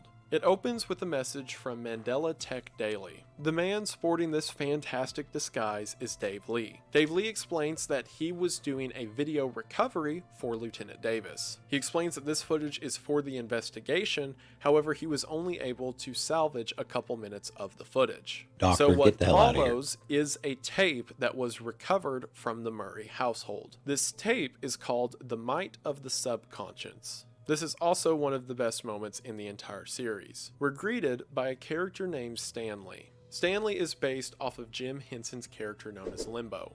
If you're on the weird side of the internet like I am, that has to do with like childhood trauma and creepy kid shows, then you've probably seen this face before. But Limbo was known for appearing on early episodes of Sesame Street. And just like Limbo, Stanley here is meant to talk to children. Stanley shows up and begins to talk to the child watching that he can help them form imaginary friends. Stanley tells the child to close their eyes and imagine what they want their imaginary friend to look like. Stanley tells them to think really hard and don't be afraid because they're just as scared as you are. Big Before booba. Stanley finishes by saying that it worked and your new Thick. friend is somewhere in your house. How many friends do you have? For one, before I get into the analysis of it, She is. this was the most viscerally fearful moment in the entire series for me. And while yes, the audio tape of the many voices bothered me like when I think about it, and I think is the best part, at least in a horror sense, of the whole series, this one was the most immediate jump scare because I was really into the video, as you could imagine, and was on the couch. I was next to Kayla and the lights were off and I was very intently staring at the screen. And as soon as the screen went black and Stanley said, "Your imaginary friend is somewhere in your house," my dog knocked over a chair and a bunch of pans in the kitchen.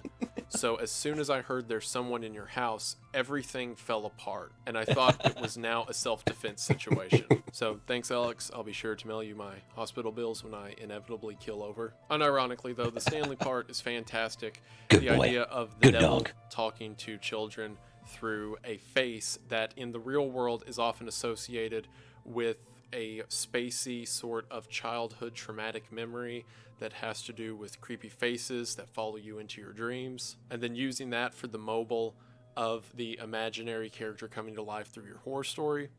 The Stanley tape is incredibly important because it answers the question that's been asked since Intruder Alert. If alternates cannot interact with people until they cross over into our plane of existence, then how did they kidnap so many children? Supposedly before any of the deaths took place. And as we see from the Stanley video, they don't have to. It's any form of invitation. See, if the alternate is through the television screen, tormenting you, giving you information which is not wished to be desired, trying to copy your form, then in that case, taking yourself out of the picture causes the alternate to be invited into our realm. The other thing that invites an alternate into our realm is a child's imagination. So when the terror and grief wasn't working enough, the alternates appeared, again as seen in Intruder Alert, and caused the child to imagine their own monster. These monsters appeared, kidnapped the children, and then, distraught at the sight of their missing infant, the gateway was made for more alternates. Which doubles down on the tragedy of Adam's character. Not only was he kidnapped as a child and seemingly forgot whatever the alternates taught him, but all of this is his own fault, because as a child, he imagined the imaginary friend that became an alternate, kidnapped him, led him through whatever happened to him after he was kidnapped, as well as the death of his mother, and as we'll see in a second, his father as well. All of Adam's troubles began with Adam because he's the one who, even if he was just a child and didn't know what he was doing, invited the alternate into our world. This is also a super terrifying concept, because now not only do alternates have to look like a distorted version of you, they look like whatever distorted thing a child dreams up in their imagination. And as we see, Adam's invited alternate quickly gets to work. We cut to a call between Jude Murray, again Adam's father, and Lieutenant Davis. Jude is afraid and begins to say that someone is in his house. Jude is terrified and says, "I don't know how it got out, the windows have been locked for months." Perhaps Jude knows that this creature came from the television and that's what he means by "it got out." Because again, at this point, people know what alternates are. Davis seems rather calm, asking what this creature's doing,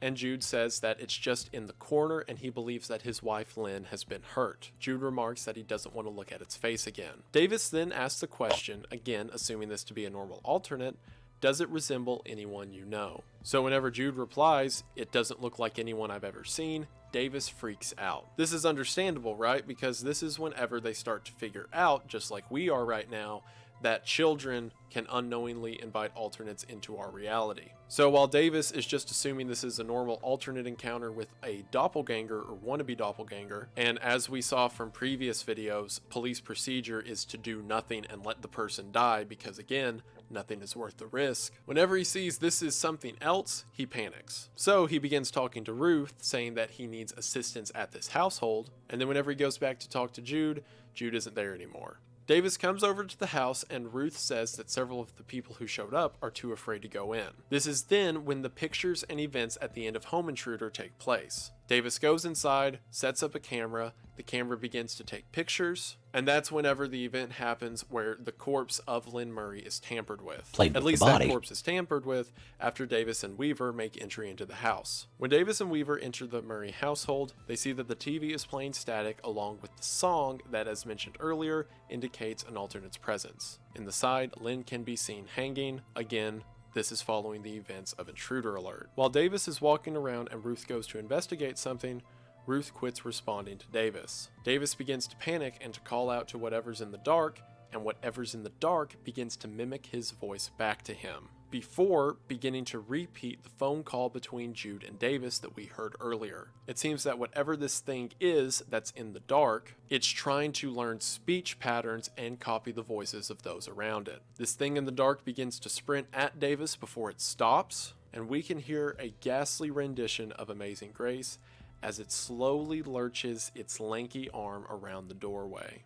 This is Adam's imaginary friend, the alternate that he brought into our reality. At this point, it has kidnapped Adam, caused the death of Lynn, and has supposedly killed Jude and Ruth as well. And now, it's learning how to be human. Davis begins to run away and over the radio tells Ruth that if she's still in there, to get out and meet him at the station. Again, it seems that Ruth didn't make it. We then cut back to the police department as Davis is hurriedly trying to call the local counties to send reinforcements. We then cut back to a house, again supposedly the Murray house, as the song Amazing Grace gets louder, before the song is carried over to the police station, indicating that this alternate from the Murray household followed Davis to the station. As Davis is walking through the station, it appears in front of him using the stolen voices of the people it's killed. One voice says, "You're too late," this is presumably Jude. Another voice says, "You left me behind," supposedly Ruth, along with general mockings of Davis such as, "This town is in shambles because of you." And if there is any doubt into the idea that this is an imaginary friend of a child who was created by a child's imagination, then the confirmation comes from the most haunting and final lines that this alternate says. Again, it uses the voices of those it's either killed or heard. The alternate says, "Mommy, want to meet my best friend? He likes to hide, but he wants to meet you. I want to play with the man in the TV." The alternate then moves towards Davis as the screen cuts to black and it says, "Uh-oh, bad decision, Thatcher," mimicking the words that were told to Mark before Mark suffered a similar fate. As this lanky creature, the amalgamation of a child's imagination of what a friend could be, lurks over Davis's location, if you have your closed captions on, you see the names Cesar Torres, Ruth Weaver, and Mark Heathcliff scroll by, 3 victims of the recent alternate takeover, all added to the collective of this alternate hive mind. We then see the message, "There's not enough room for the 2 of us, Lieutenant," before we see a black and white image of the alternate's face.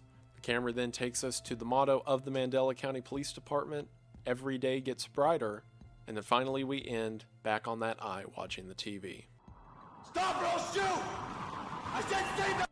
So, wasn't that something? So a lot happened there at the end. Again, the horrifying realization that you don't even have to succumb to MAD for one of these things to get to you. You just have to exist.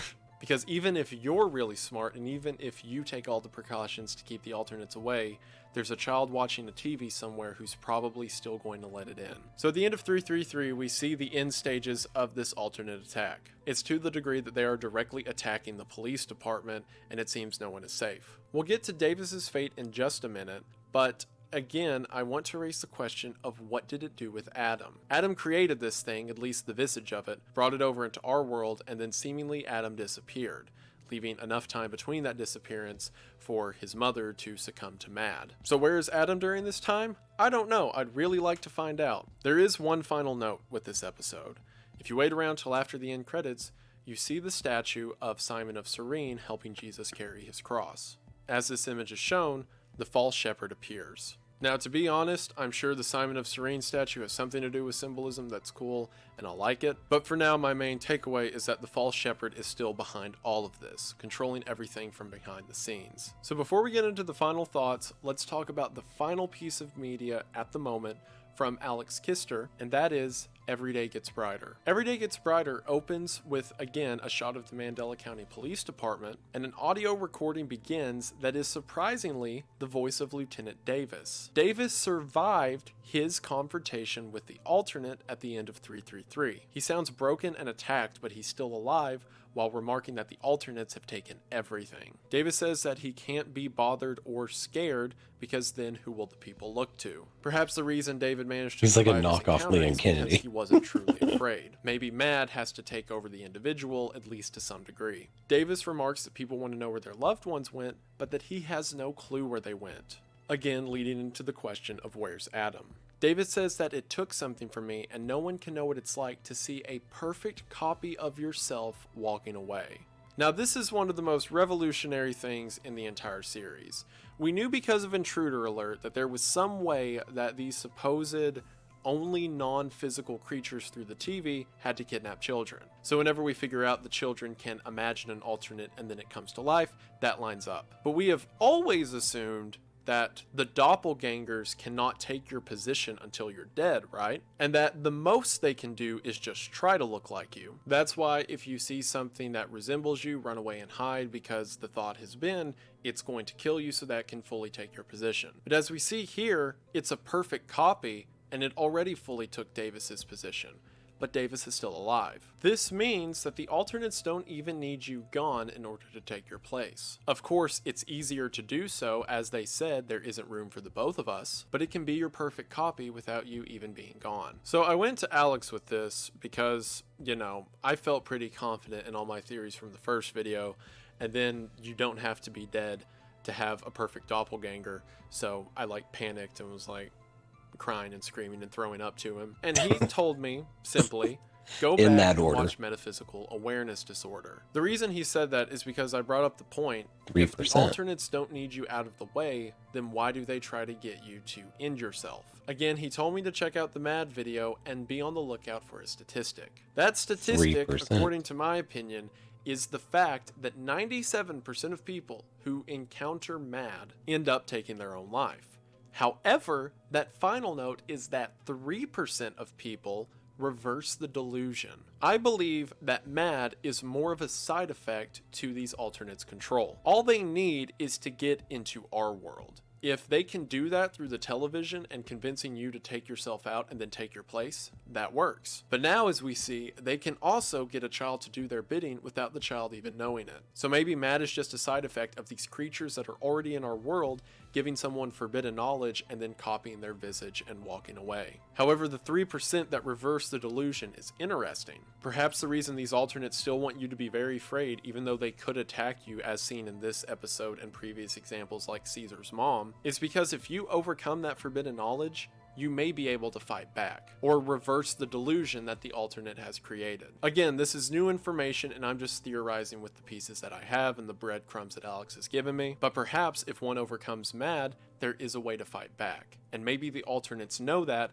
and that's why they still want you gone. Maybe Adam knows that. Maybe that's why he wasn't afraid. Who's to say? I'm just excited. There's so many pieces. I don't know how it fits yet, but I'm spitballing and throwing stuff together and using glue to put the puzzle pieces, and hopefully you all can figure out whatever all this word vomit is. But I think it's neat. At the end of Every Day Gets Brighter, Davis says that it was a puzzle of sunshine. Again, going back on it turned into a dog. That perhaps if you can overcome Mad, you can take your place back. And again, if there's not room for the two of us, maybe you can be the one victor. I also want to mention, I was talking to Alex about this series, and I was like, hey, isn't it weird that the intruder from Mark's childhood never showed back up in all the recent episodes? And Alex was like, oh, you haven't seen the latest video? To which I noticed in Every Day Gets Brighter that this guy is the intruder from Mark's childhood. And I cannot properly convey to you the amount of torment and personal hatred and respect I have for this thing. Because for those who don't know, this is my one claim to fame in the entire Mandela Catalog.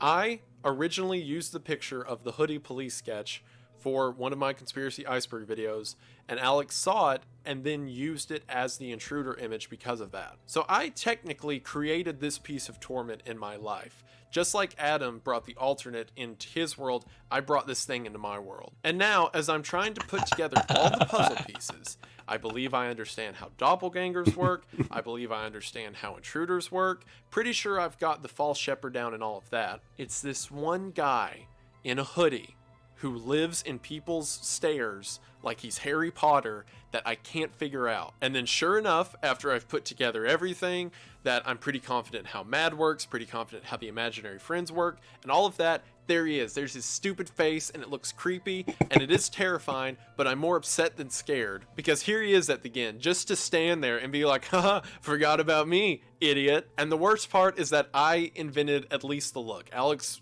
has all the credit for the writing, but he looks that way, with that smug face and that smug hoodie, and I did that. And it drives me crazy. Because he's the one, I feel like if I can figure him out, a lot of the stuff is going to link together a lot easier. I could be wrong, it could be not at all. But just because I conjured this dogma into my life, I feel like he's the problem. And I did it to myself, and I can't blame anyone else. The series is really good. I just hate it. That is the end of the Mandela Catalog at this moment. Again, there will of course be more episodes, but up until this point, we've begun to see new developments like Adam, and that the alternates did something with those children before supposedly releasing them back. And we've seen that the alternates can appear in different ways through the mind of a child. And while we've had some answers to questions like that, there's Ignore new the tracker questions as chips well. on their Like, ears. what do the alternates They're want just with cool Adam? jewelry. Why do they let some people live and others not so much? And most importantly to me, what is the Hoodie Man's whole deal? And I don't know. I've spouted a lot of theories, a lot of ideas, and I've given my entire explanation for what I think the series is at this point. However, as said, these are all my theories. I don't know any of this to be fact. I'm pretty confident about it, but again, I've been wrong before. So hopefully now you have enough information to start coming up with your own theories, to debunk some of my points, to further support others, and hopefully we can continue to put together the pieces of this fantastic series because I think it deserves it. Alex has done a fantastic job at spinning an excellent narrative behind these little clues and mysteries that we're given that always keep us interested but never give away the whole prize. And I think it's really cool, and I think he's doing a great job. It's really So cool. again, if you haven't seen the series beforehand, check it out now. You have all the pieces to theorize. You know just as much, if not more, than I do at this point. So go for it. Show Alex some support because he definitely deserves it. And of course, if you've stuck around this long, then you've watched my video, and thank you so much for that support because it really does mean a lot. And I just want to say thank you for watching. The Mandela Catalog is a fantastic series, and Alex is a real stand-up kind of dude. And like just talking to him about the way that he fashioned this whole series and his plans for it and why he likes this aspect of horror and what inspired him to do this, it really is cool, especially to see his evolution as a creator. And like I said, it really did mean a lot to me to see a series I respect so much put my name in the special thanks bar. And I'll never forget that, and that really does mean a lot. So I'm so happy to see this series continue. What was that voice crack? I've been up a while.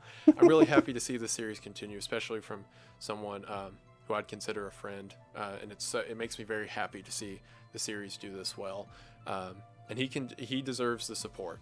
And I also love just how creepy it is. I've no joke. I talked about it a lot, but that whole cassette tape playing with the voices outside, I've been thinking about that for days, about how it's such a casual, abysmal state of terror, what that implies, that I can't really think being mimicked anywhere else.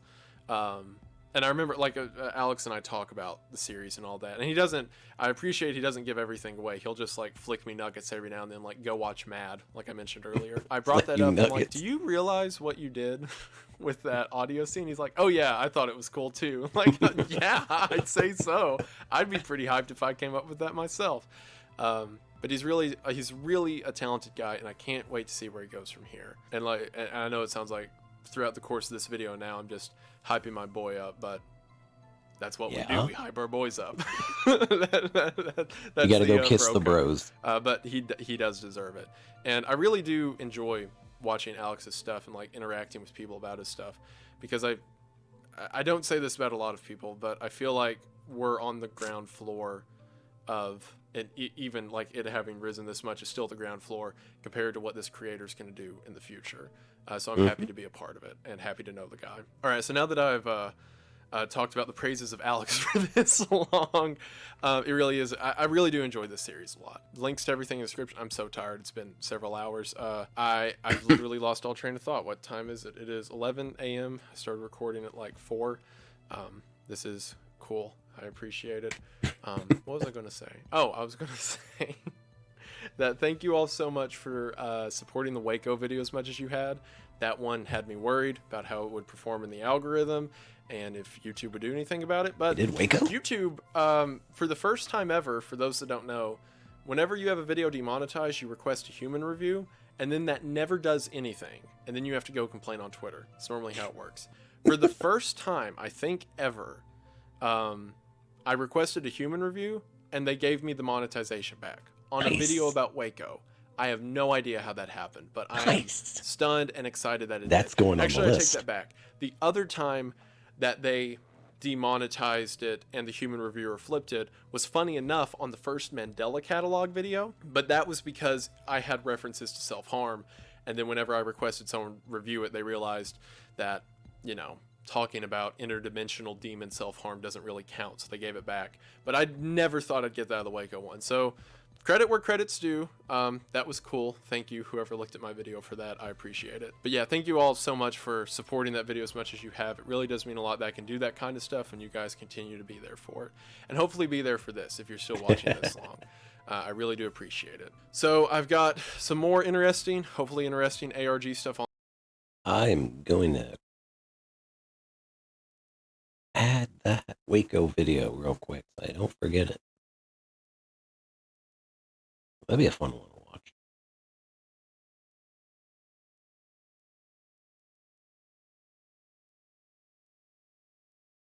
I gotta see if there's any others that are like he's had to have done like some culty stuff or things like that. Ugh. I'm not sure how much I want to get into like cults or anything like that, because some of them are just so messed up. Like if I catch any on here that's about like Jonestown or something, no. I'm not gonna put anybody through that, and I don't want to go through it again. Oh, Jonestown hurt. Well, that's on there now. So, like I said, gonna click that. Okay, it's where it should be. So the next part is going to be Walton Files. Did I spell that right? Yeah. And that one's going to be a little less than 2 hours. So I think, again, I'm going to take a quick break, stretch out a little bit, maybe go cry some. That's always a fun thing to do. And we'll get into some more supernatural type spooks instead of, things more grounded in reality, at least in my kind of reality. All right. Oh.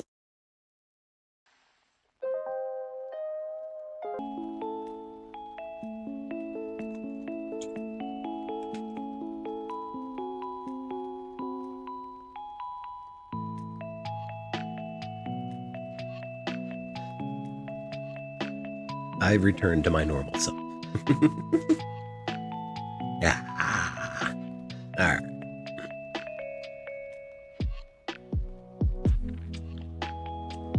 Oh, that was fun to show that off, though. Let's see. Never seen Haiku. And then I just get swamped by the fans.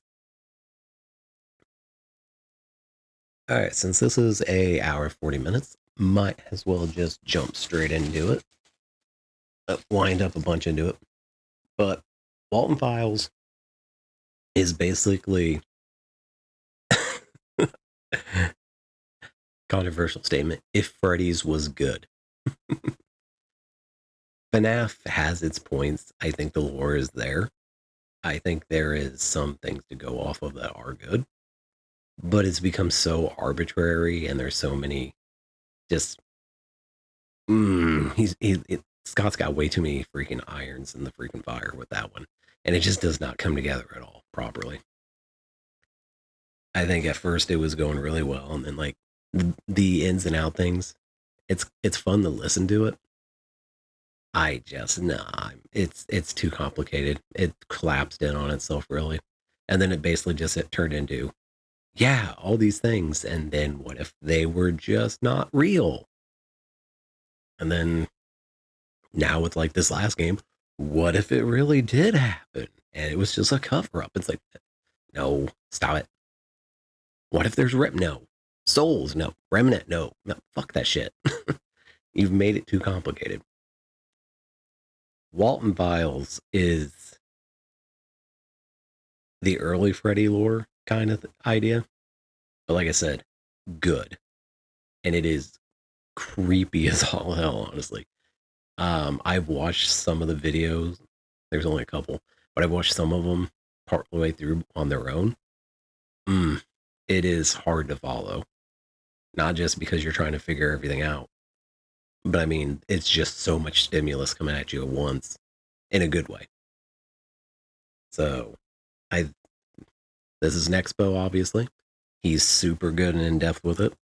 And he actually, like, sadly, one thing that Wendigoon doesn't do that I like that Nexpo does is Nexpo will show you more of the videos to give you more of an example.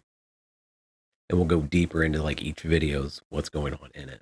While Wendigoon gives a great synopsis of everything and goes into like different aspects of that, he doesn't really like, he talks about the videos, but he doesn't really like show the videos.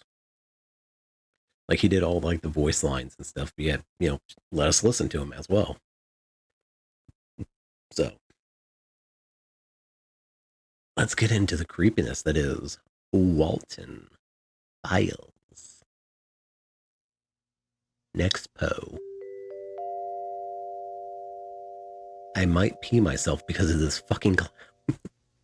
I hate clowns so much. This video contains graphic depictions and discussions about sensitive topics.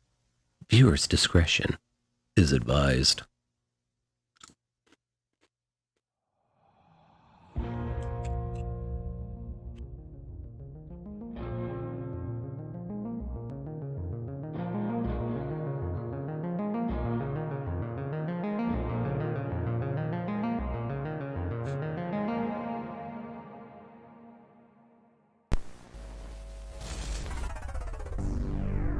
Local 58. I remember that. Hi. Fuck you. Oh, yeah. I missed analog horror. Old school. Rough around the edges. No offense to Wendigoon. Every account. No offense. Disturbing. But Nexpo's voice. Oh. I ain't gay, but I'm just saying. I'm just saying, if a man could fuck a man's voice, I might do it. Stood out to me as one of the creepiest that I've ever covered on this channel. What if I told you that it's nearly neck and neck in quality with the revered Local 58 that we know all too well? Ooh. And what if I told you that tonight we're going to be pressing through that very series while dissecting its secrets and piecing together its grim lore? Well, as you can tell by the title and length of this video, that's because we are. Enter the Walton Files, a show birthed on April 26th of 2020 by an online creator named Martin Walls. The shit we did during COVID. Classic Five Nights at Freddy's, combined with a clear love for analog horror storytelling, Walls has crafted an insanely engrossing narrative surrounding 4 animatronics that were assembled for a burger restaurant named Bond's Burgers. The place opened in 1974 and was known to host birthday parties, school events, and even animatronic concerts for the public. Was known to host these things, because due to a few specific incidents, Bond's Burgers is no longer open for business. You see, the Walton Files is structured through just 3 videos at the time of writing that each contain numerous tapes. The fourth one still isn't. The date Bond's Burgers first opened in 1974 and 8 years later in 1982. A mysterious person named Anthony seems to reside in each video's description and claims that these tapes were all made by an extinct company named Bunny Smiles. Now, Bunny Smiles is somewhat at the foundation here, the Fazbear entertainment of this entire ordeal, and the root of nearly every event that takes place. Deception, curiosity, loss, trauma, and regret have all found their home as cornerstones of this series, and ultimately leave us questioning what exactly is happening with the Bond's Burgers restaurant and who had started this chain of events that ended up going so terribly wrong. As you can tell by the length of this video, this series is gargantuan, with a disturbingly convoluted story that reflects that. It's something that's fascinated me for quite some time, so I'm incredibly eager to press through this side by side with all of you. So, without further ado, let's dig in. From the top, the Walton Files. From the tippy top.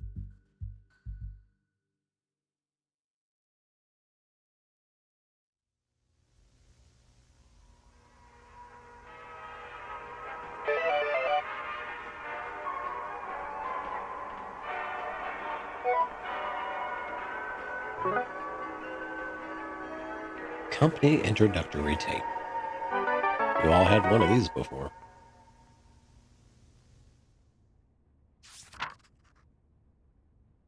This is a compilation of tapes created by the already extinct Bunny Smiles Company.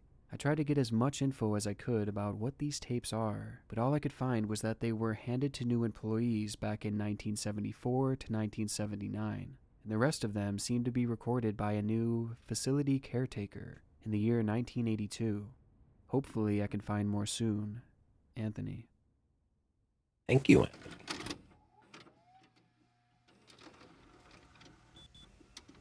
Company introductory tape. And everybody born after 2002 go, what the fuck's a video cassette? And for that, I hate Serving as the pilot episode for the Walton Files, the first archive within this company introductory tape understandably takes a more direct initial approach at introducing you to the main cast. And yeah, that's all it is. Just an ordinary employee training video. It begins. Hi, and welcome to the introductory tape to your new job at Bunny Smiles Incorporated. You have applied to a job in technical support and maintenance. What does this job particularly mean? It means that you, amongst other employees, are the one who will take care of creating a magical and fun experience for Bond's Burgers.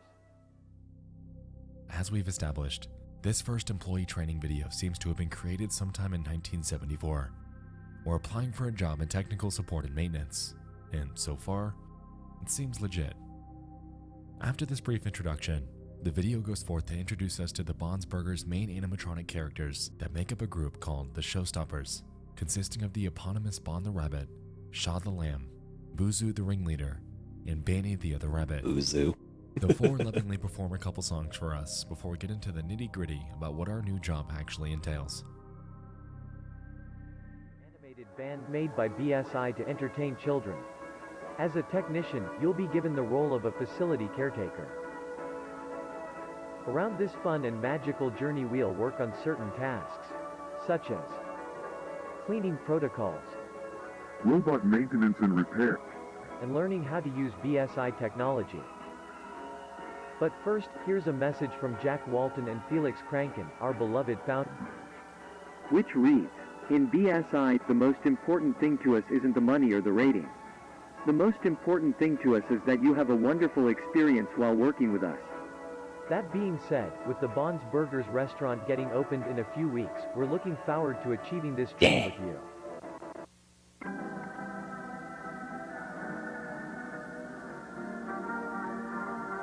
Also known as K9 as a company project storage, all valuable items from the closed for good Bond's Burgers. Alright, hold up. 1975, closed for good Bond's Burgers restaurant. This video seems to have cut to an information catalog from a year later, giving us some insight into the fate of Bond's Burgers. Before we get to what's new though, I wanted to back up and highlight something that stood out to me. That photo of the founders seems oddly uncanny. I can't quite put my finger on it, but with Jack Walton especially, something definitely seems off.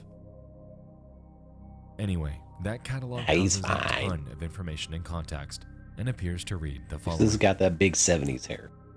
Save, restore, secure. The BSI storage facility, also known as K9, is a company project to storage all valuable items from the closed for good Bond's Burgers restaurant.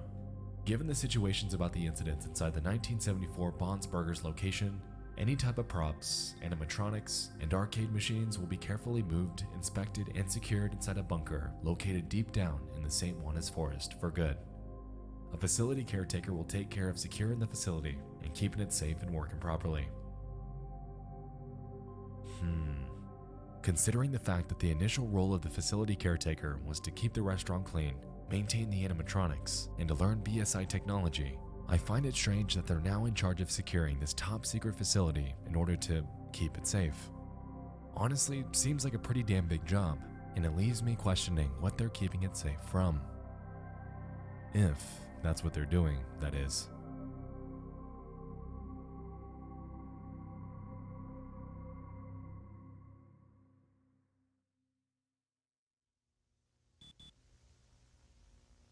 Archive 2, 1979.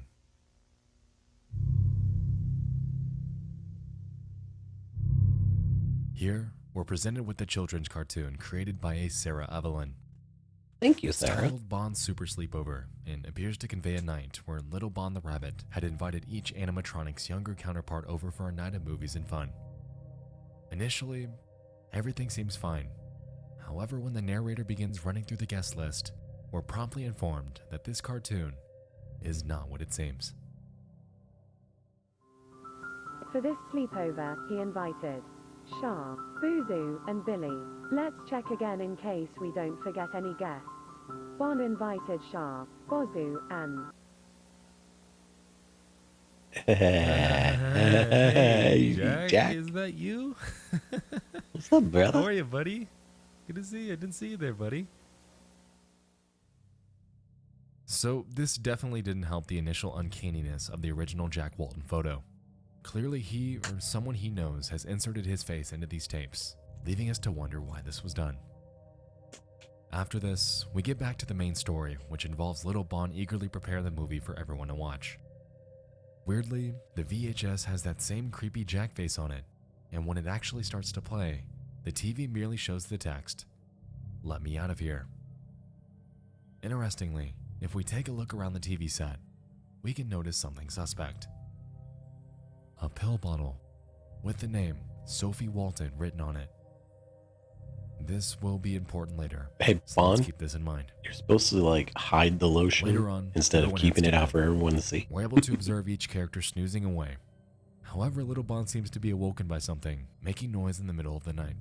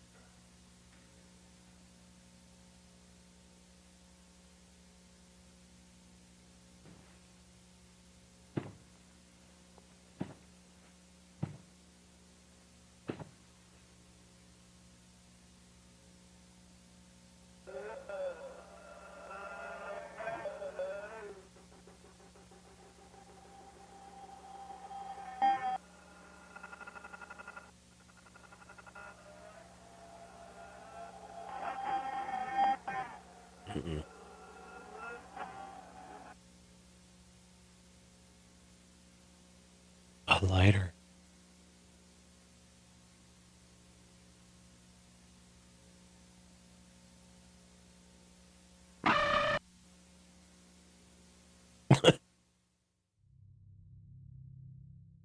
Alright, so it seems that little Bond glitches into a cartoon depiction of Sophie Walton, the girl whose pills we saw earlier by the TV.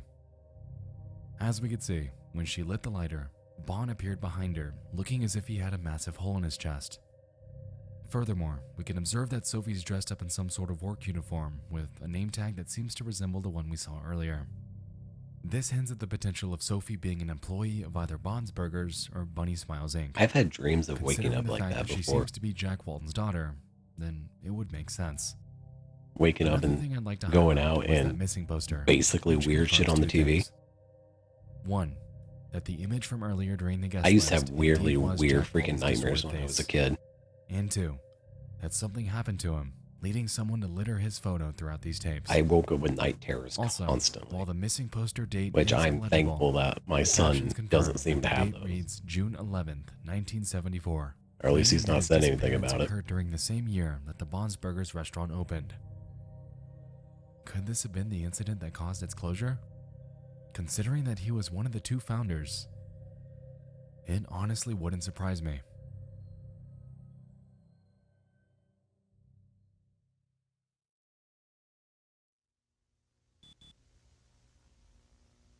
Archive 3.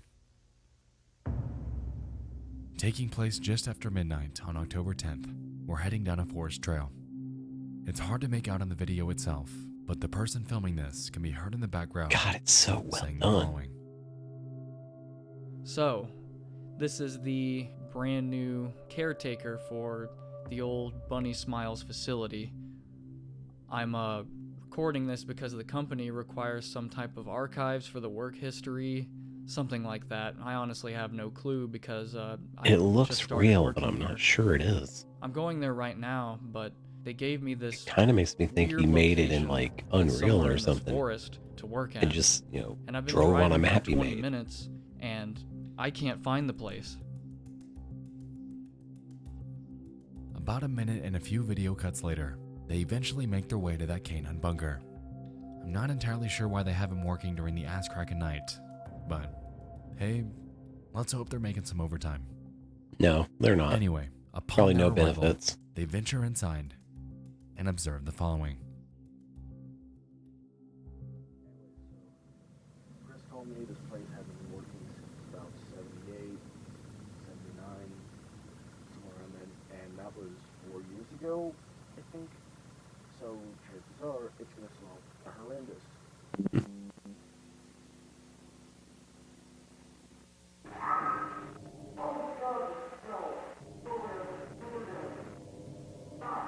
So, I found this thing, and I think this is good for reloading products for the company. Although the dollar thing you got now, I think most guys are guessing nowadays. But, fortunately, diagnostic control is right here, so we can go there and see how to do it. Now, let's check out the head of the mouth. And we'll begin with the head.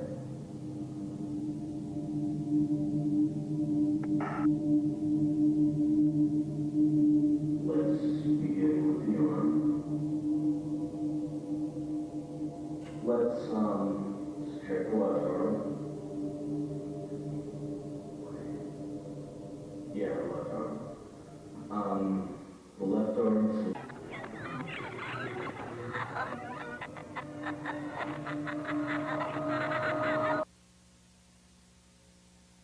Hi. How you doing? No. We don't need none of that. What was that thing?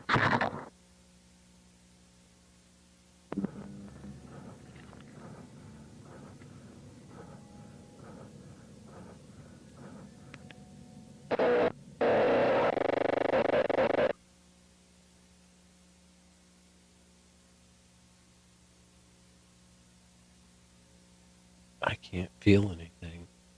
He thought I was her.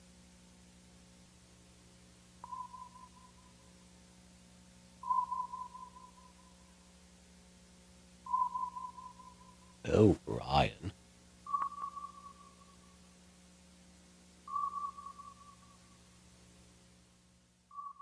Shit, dude.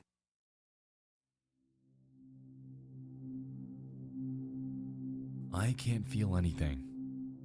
He thought I was her. Brian's paralyzed. Yeah. He isn't dead. Broke his spine. Yet.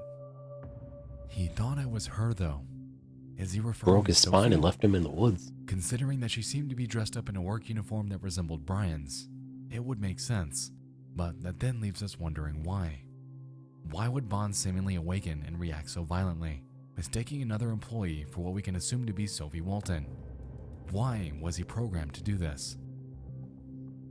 Backing up to the beginning of that scene, we can overhear Brian talking about how the facility wasn't open for 3 or 4 years. For that entire length of time, the bunker was derelict and abandoned, banished to Mother Nature and forgotten.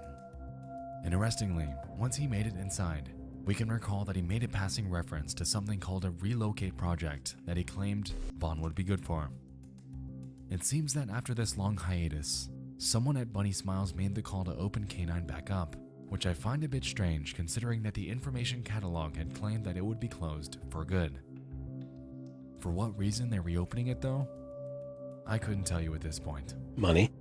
But what I do know is considering the fact that Bond had chased Brian out of the facility, eventually catching up to him, They did the same his stuff with entire Freddy. body and leaving him for dead. This so-called relocate project just might be the worst idea that Bunny Smiles has ever had. At least, as far as I know.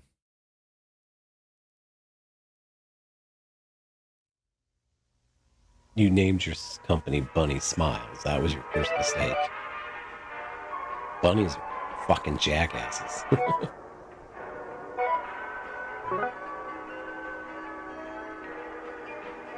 They didn't like that very much, did it? You go in order.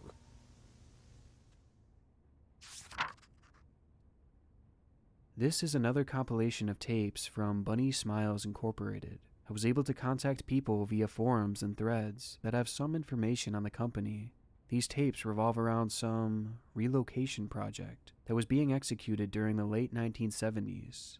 A BSI ex-employee mentioned that the tapes were really private and only a few people had copies of them. Once the company vanished in the early 80s, all tapes regarding the project were banned and destroyed. These are super rare, and I'm really lucky to have them.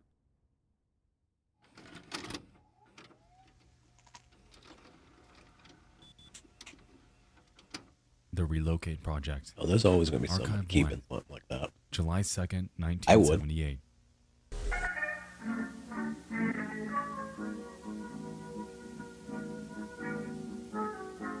Handyman Bond.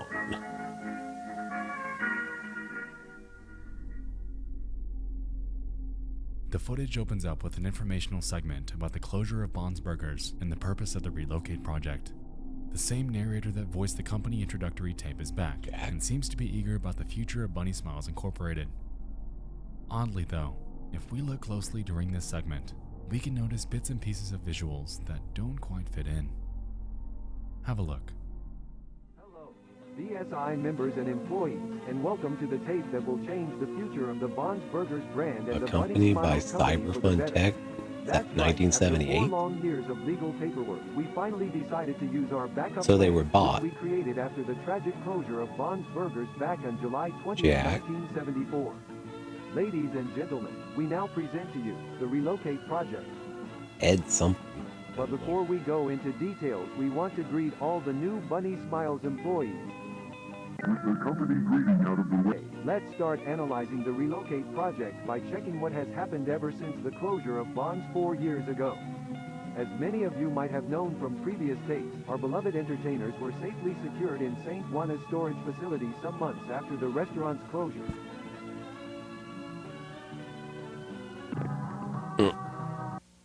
Later on, a good amount of business opportunities appeared, such as books, merch, animated movies. We even got a TV show.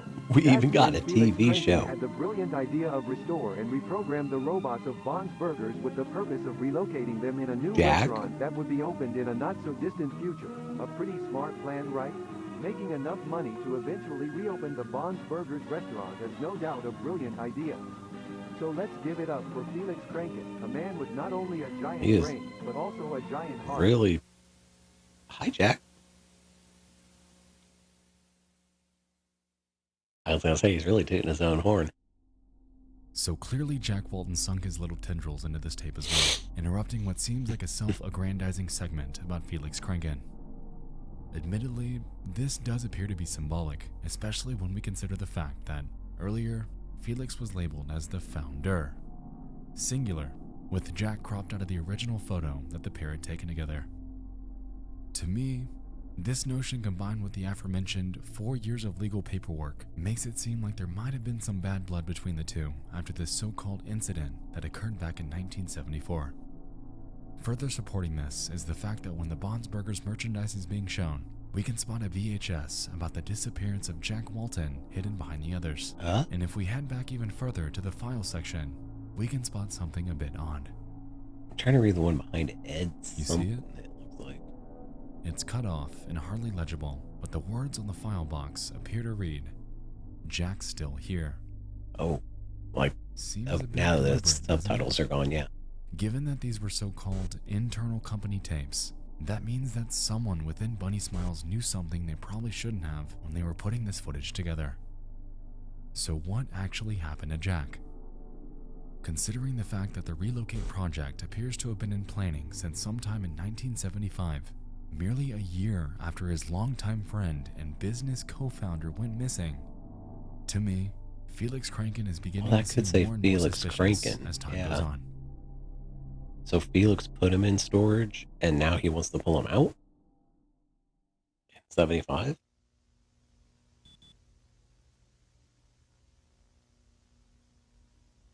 Oh, hey! Notification didn't go off. Thanks for the raid, Leon.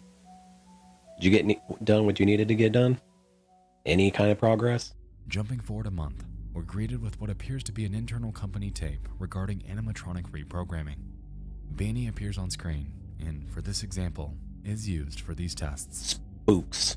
It's Saturday, so it's Spooks Day. And closing, with captions claiming that this is a so-called pre-relocate feature that I swear, I'm only going to do these on Saturday from now on. Afterwards, they move on to a new... We're actually on my list, but I'm about to halfway done anyway. Pretty good. That's good. Again, that game looks like it takes way too much work, and WoW takes enough as it is. Sockets clean, which I find odd. No, this is Nexpo's recap of the Walton Files, which is basically a good version of Five Nights at Freddy's. In the same way. Anyway, after this brief test sequence, a distorted face becomes overlaid onto Banny's head, implying that they're either representative of a human counterpart, or that someone's locked within her somehow. Once this brief section passes, the video cuts to a top-down view of what appears to be the inside of Bonsbergers, showing Banny helplessly trying to escape. The mighty rabbit needs to get out. The mighty rabbit needs to get out. The mighty rabbit needs to get out. I think the rabbit needs to get out. Needs to get out. The rabbit is starving. The rabbit is starving. The rabbit is starving. The rabbit is starving. Give that rabbit a burger. Hi. 1974 missing. The bunny rabbit needs to get out. The bunny rabbit is starving. Starving for what? At the end of that entire sequence, we were greeted with a shrouded missing persons poster. After brightening it, it doesn't appear to be Jack's, but that of a Susan Woodings. The missing date's hard to make out, but it appears to be on the 30th of June in 1974. Okay, I can kind of see the Susan in there, yeah. Two missing posters and two animatronics that appear to be alive.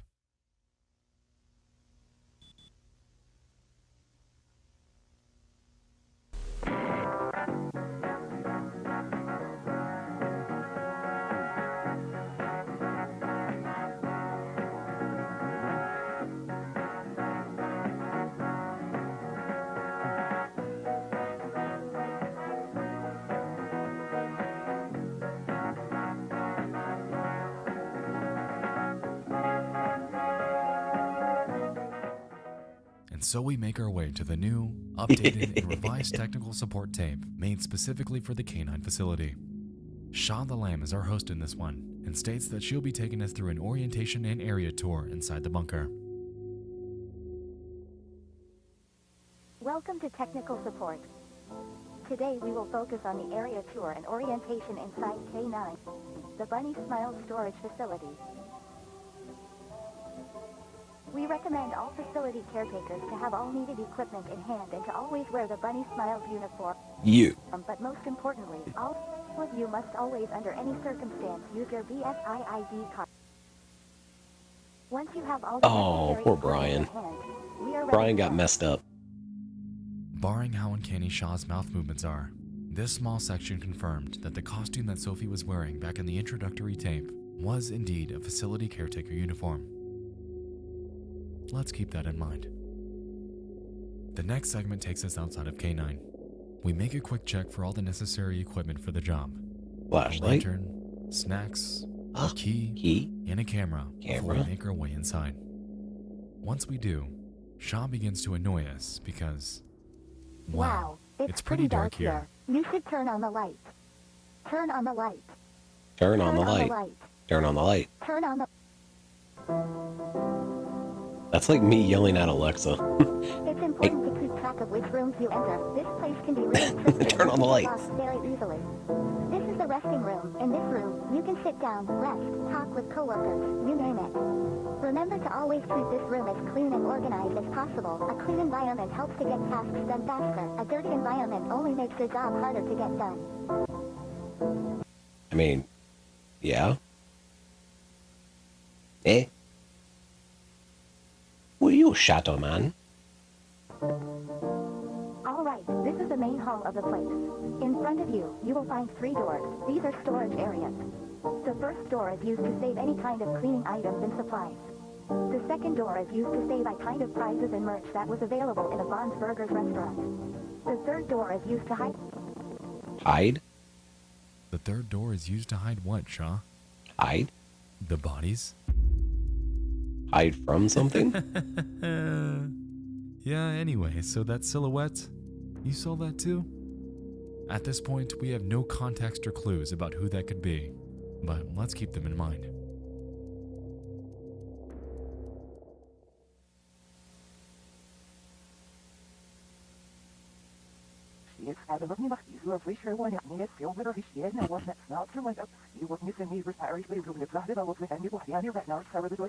Welcome to the basement. No, hold on a second. I agree, no. Backwards. Rosemary would go to the restaurant every night hoping that his beloved husband would reappear after being missing for weeks, but no response until one day she heard a voice saying, "I know where she is, Rosie," coming from the backstage. Interesting.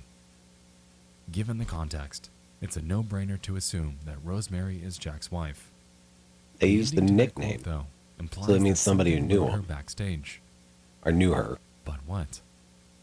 Welcome to the basement. Right now, you are in the main storage area. As you can see, this is the room where we storage more important items such Because you as don't just figures, randomly use a tables, nickname for someone you don't know. and birthday You don't just say cards. Rosie to any Now, Rosemary please out there. follow me to the next door. In the Bond's Burgers restaurant, remember to avoid touching or shining lights at our robots unless you are a facility technician. Now let's move on to the next room.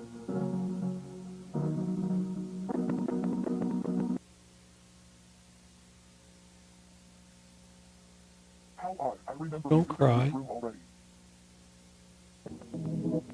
Oh, don't cry. Sophie, where am I? What the? Listen.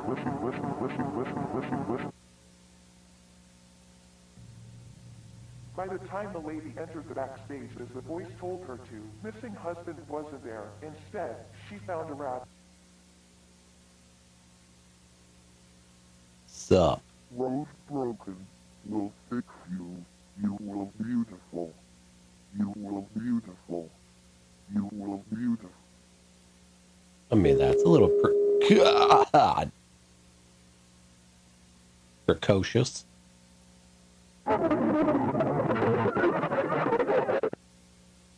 When she woke up, she looked beautiful. But on the inside, every single part of her body was bleeding out.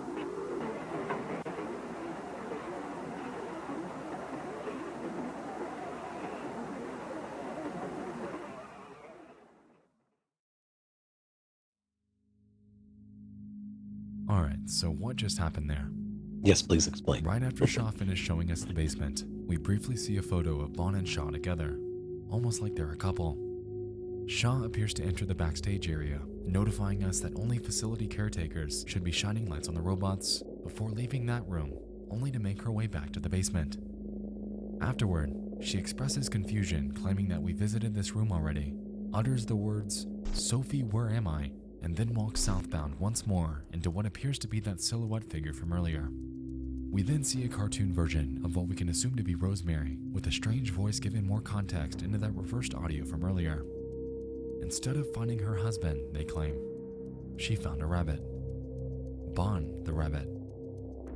After claiming over and over that "you will beautiful" and "you're broken, we'll fix you," Bon appears to dismember Rosemary before stuffing her corpse into Shaw's body. Shaw wakes up and expresses that she looked beautiful before we see yet another shrouded missing persons flyer. After brightening this one up, we can clearly see that it's for Rosemary Walton. July 19th, 1974. If you could only take the pixelation away. Here, we have a poster for Rosemary, who we know was killed and stuffed into Shaw. Earlier, we witnessed one for a Susan Woodings, who appeared to possess Banny, and at the very beginning of the first episode, we saw one for Jack Walton.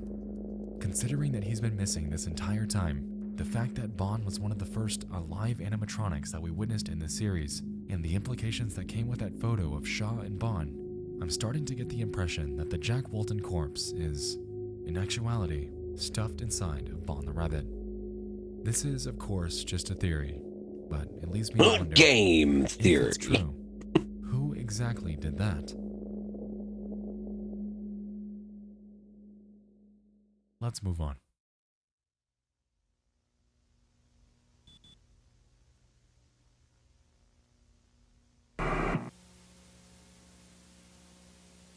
'78. 3 Bunny Smiles technicians volunteered to stay 3 days at BSI storage facility. Hillary B. Ashley P. Some guy. Oh no, but the place itself was open during a short period of time, in which a certain number of cases occurred around the area. Huh, yeah. And there were So this fourth tape involves the experience that 3 facility technicians had during a 3-day stay at K9. For the first part of this tape, we can overhear them gossiping in the background while they're getting their work done. According to them, they're on a 3-day timeline to get these animatronics reprogrammed for the Relocate project and are hastily working to complete it before then. During their conversation, they discuss the fact that they overheard cases that occurred back at Bon's Burgers. Allegedly, the place played music from midnight to 2 to 3 in the morning and closed down after people reported screams from an adult woman inside. They go forth to explain that the place had to close down so the police could check it out, and on the very last day that the restaurant was open, they had only let 2 families in. That day, the animatronics were missing, and all the curtains were closed. The next scene takes place 2 days later. Going by their conversation, they weren't able to get the robots reprogrammed due to what they described as highly damaged endoskeletons. And as a result, they declared Well, they were abandoned for like before getting ready 4 for the years. last night of rest in this facility. But Ashley wasn't quite ready to back it up. She begins inquiring on the small key that they were told to bring with their other supplies and how it doesn't seem to have a purpose. Everyone else discounts her curiosity, and they all head to bed. Well, except Ashley. She grabs the camera and sets out to explore, finding her way to a door labeled Back Doors. After realizing that her key fits the lock, she heads back there to ease her curiosity.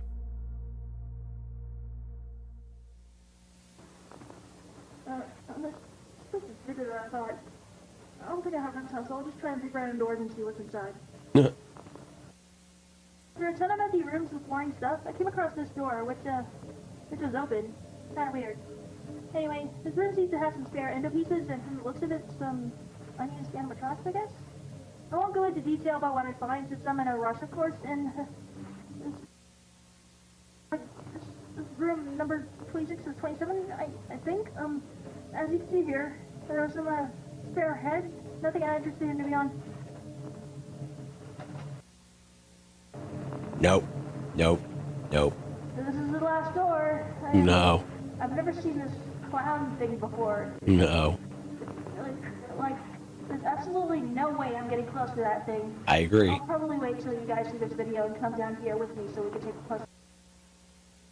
I found this. I'm pretty sure that clown thing had a cassette player installed. So I guess I'll have to be brave and try. No, you don't have to be. You don't have to be brave. I don't really know why this dude has a cassette. Bravery gets people killed. Well, my guess is that it's used for birthday parties, like, you know, play a customized tape with something. Oh, you dumb broad. But we're about to find out. Bravery gets people killed. No, don't do it.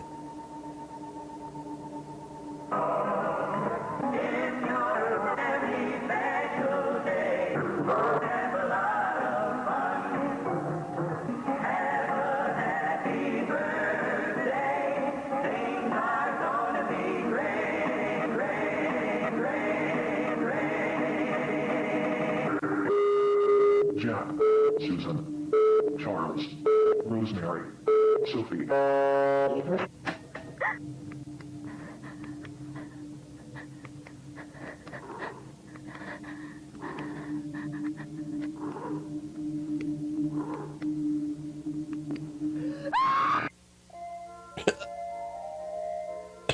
No. Like I said, bravery gets people killed.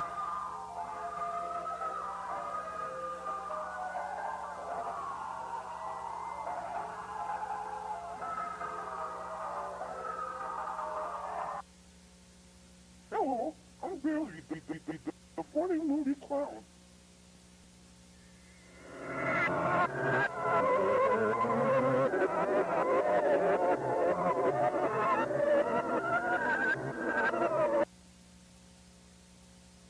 The hell did all that say?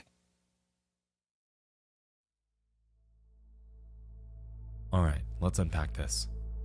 Ashley ventures off. No, I think I want to backdoor just be area of left the packed facility. way far Something away, that, given the buried deep context, underground. doesn't get explained to new facility caretakers that take on the role. This entire scene Covered is in the epitome cement. of curiosity kills the cat, since when she went snooping, she encountered Billy the Clown, who went forth to become her new eternal jail cell.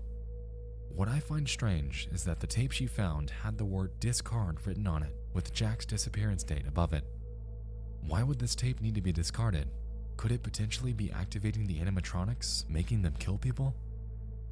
Speaking of killing, the names that were read off from the tape are definitely cause for concern. Jack, Susan, Charles, Rosemary, and Sophie. Now, we know that Jack, Susan, and Rosemary had all gone missing, and we have a suspicion that their corpses have all been stuffed into these animatronics to make them beautiful. Considering that Jack, Rosemary, and Sophie are all part of the Walton family, this leads me to wonder who Charles and Susan are. What's their relation to Bunny Smiles, and why are they included in this ominous list of names? Moving forward, right before the video ends, we get two quick bits of text. Pausing on the latter text gives us a code, which we'll come back to in a second, and pausing on the former, It's like a URL reads code the or following. something. They left the next day. They thought Ashley left early, but she was in the back doors, screaming as much as she could, but no one heard the screams. The following days, the caretakers would complain about an awful smell coming from the back doors. Company decided to shut down the facility until new advice. The relocate project was unsuccessful. Ashley is still there, but she's not screaming anymore. She saw something she wasn't supposed to see, and now she's beautiful. Admittedly, this really drives home just how large the canine facility is. Ashley was left there, screaming for help, while Bond presumably injured her so badly that she couldn't fight back. And nobody heard her. Nobody noticed she was gone. At least, until the smell of her rotting corpse within Billy filled the air days later. And so it appears that we now have 4 victims: Jack, Susan, Rosemary, and now Ashley. 4 victims, 4 animatronics, and a whole bunch of talk about I becoming forgot about beautiful. Brian. Poor Brian. Now back to that code. You know what it is. A YouTube link. So let's head there.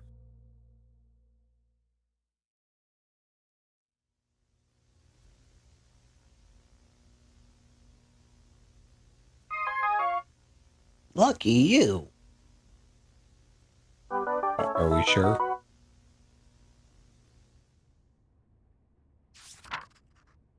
The story of Bond's Burgers goes back to 1958, where 2 college students had the same idea of animated performers. Their names were Jack Walton and Felix Kranken. It took them 16 years to actually execute this concept, and by that time, Kranken and Walton had built their own families. Felix married a beautiful lady, and Walton was not only a great husband, but also the happy father of 3 beautiful children.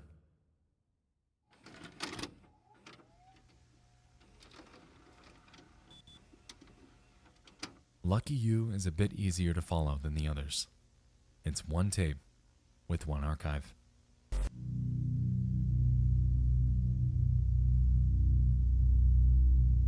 Come join the party. The video opens by showing us various dates and highlights from Bond's Burger's short tenure.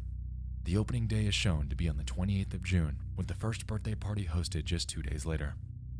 Interestingly, this is the same day of the month that Susan would have God, been birthdays missing. weren't that much different when I was a kid. Anyway, the video then shows us the dates of the final Bond's Burger shows, followed by the actual duration that the restaurant was open. It was only 22 days, not even 1 month before it was shut down.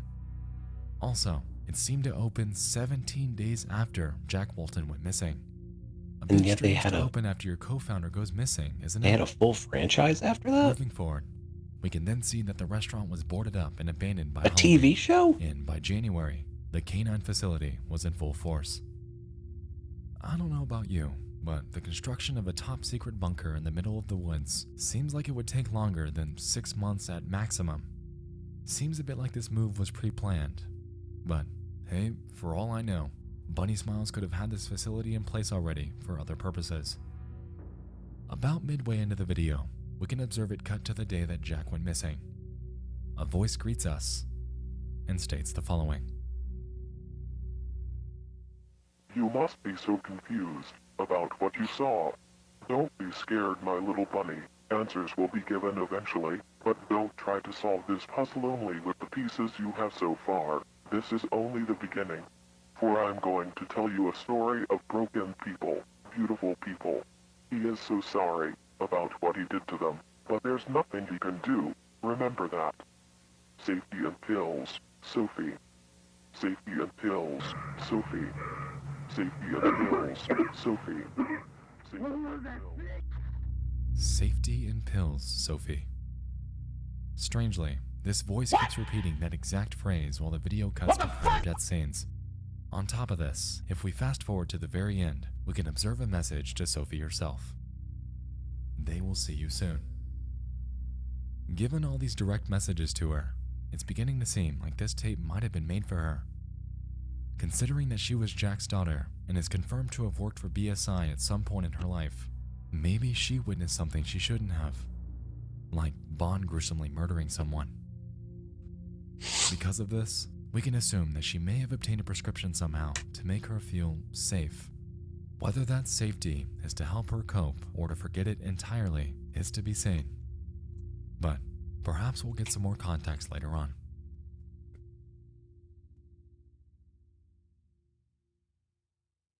I just wonder why they're so prevalent.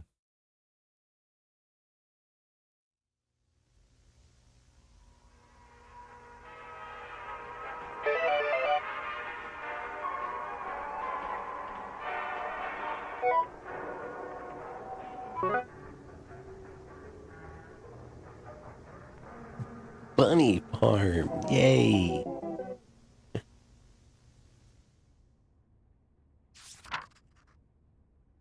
Hey, long time no see. The following footage is about a 1980s video game created by the company The reason it took me so long to get this footage was because the game never really released to the public, and all footage available was from the beta version. During October of 1982, a few test bunny farm machines were distributed around Brighton, Michigan, and this footage was from the arcade machine sent to the Enfant Hotel. The two girls playing the game seemed to have lived there, but the weird thing about these machines was that all the footage from the game was recorded and then revised by BSI technicians to see if the game was ready to be published.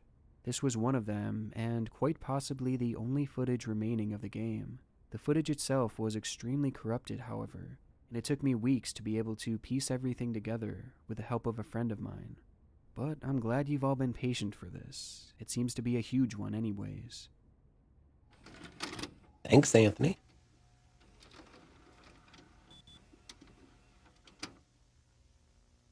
Bunny Farm.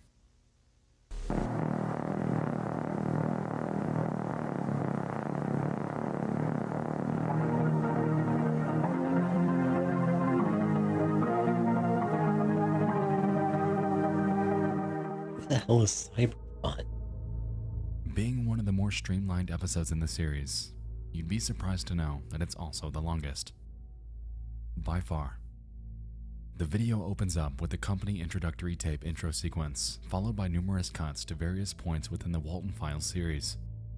Strangely, we can see a sad girl overlaid onto this footage, and if we look closely, we can also spot a brief news sequence from a local 57 about an incident that occurred in the St. Juanas forest. The same forest in which Brian Stells was left for dead by Bon.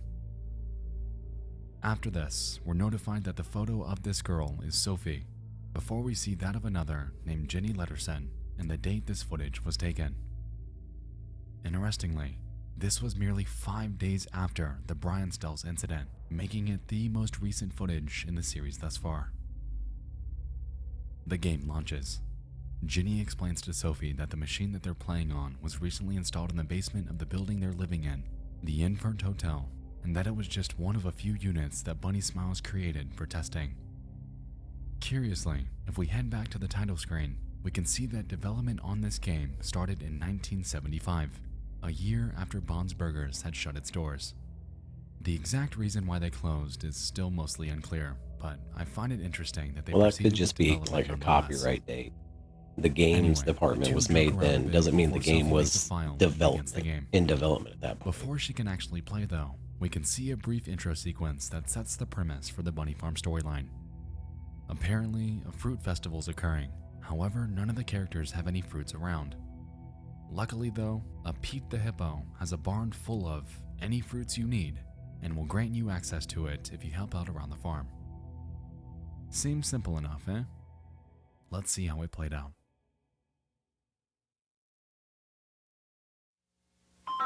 Pete the Hippo. You know, something I like about the game is the artwork. I don't know why, but there's something about it that Do you like seems really familiar to me. Huh. Right, I should show you the controls so you don't have a hard time playing later on. Alright. Okay, so you use this thing to move around. Okay. And you use these buttons to interact with stuff. Yeah. Apples. Yeah, I played this game for a while, a few days ago, and So here, A few years Jimmy ago? explains to Sophie that the game's super unfinished, hammering home its potential for glitches and bugs. Strangely though, Sophie seems to be unaware of anything she's doing or who the characters even are in this game, which I find incredibly suspect considering that she worked for BSI in some capacity and is one of the founder's daughters. You would think that if her father were to go missing after having pretty substantial involvement with Bond's Burgers, that she'd at least acknowledge their existence. It's like she doesn't even know them, like she's forgotten everything and shut it out completely. I just wonder if something might have helped with that. Interestingly, a few moments later, Sophie puts these suspicions to bed, making passing references to the pills that we've seen throughout the previous tapes. Yeah. Thing is, the pills have been making me forget a lot of stuff from my teenage years and my childhood, and, like, I started taking them for a reason, but I really It's like a don't want poster to in the think about window. it. It's a hell So of a her memories confirm prescription, to be suppressed, but that opens an entirely new door of questions. Like, remember that phrase Shaw spit out in the Relocate Project tape? Remember how out of place it was? Sophie, where am I? Something lured her backstage. But what if it wasn't Bon, but Sophie? If we think back to the company introductory tape, we can recall that one brief segment where little Bon lit the lighter and glitched into Sophie in a work uniform. What if this is what greeted Rosemary when she went backstage, meaning that Sophie had a direct hand in her death? If this is true, then that leaves us wondering if she did this willingly or was coerced into doing so. Just a few thoughts, but perhaps we'll gather some more answers later on. The two then discuss a bit more about the company and the events that recently happened involving them. Ginny explains that a person named Brian had recently gone missing and how the case is similar to that of this other girl named Ashley who met the same fate. I know you're into that kind BSI? of Bunny Smiles Incorporated. Have I heard that name before? I mean, that company has been pretty relevant these past few weeks. Didn't you hear?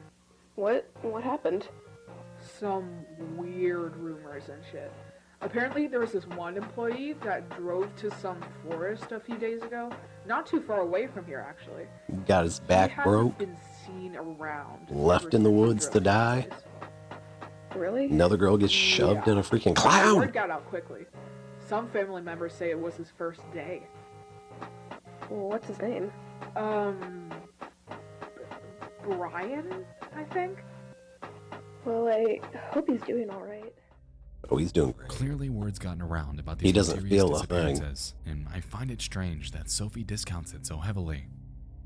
I don't know, if I were to be playing a game that were tied to so many peculiar incidents, I'd be a bit apprehensive. But that's just me. After this, Ginny then claims that she needs to head out to finish a paper, leaving Sophie alone in the basement to play the game herself. Hi, Jack. Alright, first we need to get the party hats. They should be in the bin. Alright, Jack's good back track. there. Now we need... About this. Isn't that clear even there? Okay. Alright. How do I... And you're just cool with that.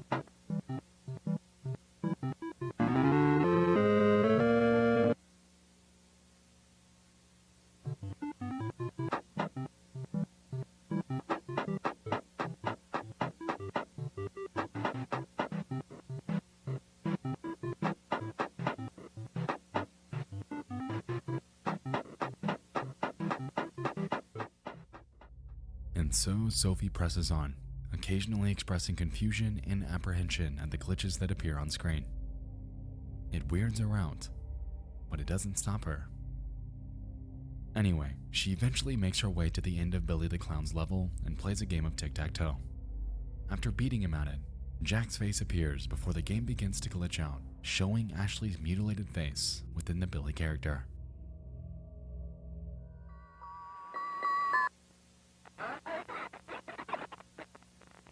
Jenny?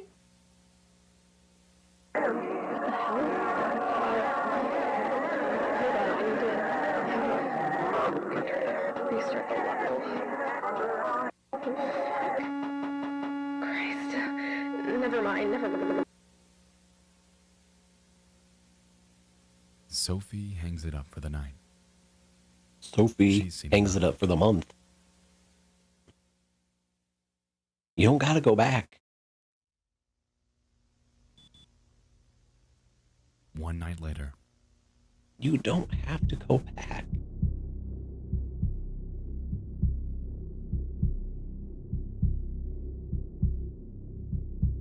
Sophie decides to play again, however realizes that her save file has been corrupted by a third party. This screen proceeds to warn us that if we continue, then the machine could suffer major changes and even a complete shutdown. A bit tense, she agrees and begins to play again. Her mood is almost a complete 180 from the previous night, and the game reflects that. Sophie goes forth to interact with the signpost that previously mentioned Pete the Hippo running the farm. However, this time, for a fraction of a second, we're able to read that it's been altered. He promised to take care of the 2 kids during that day. He told the parents everything was okay. It's sad that we can't really remember you, Sophie, but soon we'll be together, forever and ever. Rest in peace. The 2 lovely red children.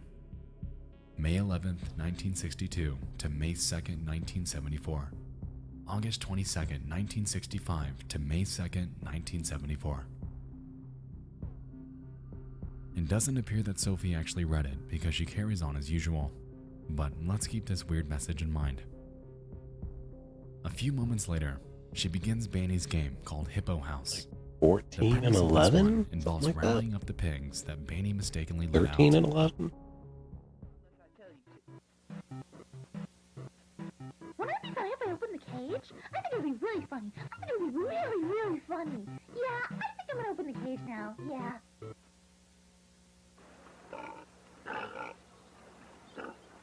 You dumb bunny. Oh no, Banny! What have you done?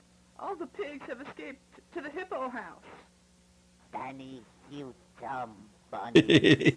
I'm sorry. I was just trying to help. And so we carry on to solve this problem. Thanks, Banny. You bunny. So Sophie continues, making passing references to the glitches she's been encountering thus far. She mentions how it seems like the faces she's seeing in the game are trying to talk to her somehow, before the game cuts out, playing the following recording from Susan Woodings.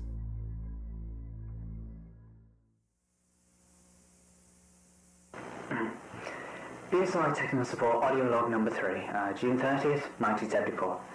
Jeremy's birthday party finished an hour ago. I decided to stay and help the employees clean the place. This week has been strange, especially because of the opening. I find it weird that they opened the place even though Mr. Wharton disappeared a few weeks ago. I hope he's doing alright. Rosemary came in today and asked if we'd seen him around. I'm pretty worried about it. Felix seems very concerned and worried too. Anyway, the birthday party, yes. Everything went according to plan. This was the first birthday party in the restaurant, and I feel it turned out pretty well. I noticed a few irregularities in the stage and in the audio animatronics. As the engineer and the person who basically built the animatronics to begin with, it was easier to notice these.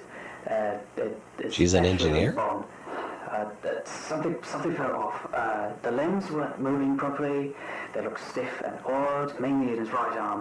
Take a few more minutes to take him to backstage, just to make sure everything's okay. I'm the only one left. Chris left some hours ago, and Felix didn't even show up. I'll leave and close the restaurant when I'm finished.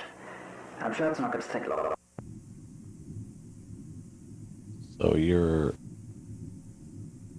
So they shoved the engineer into the bunny? Oh.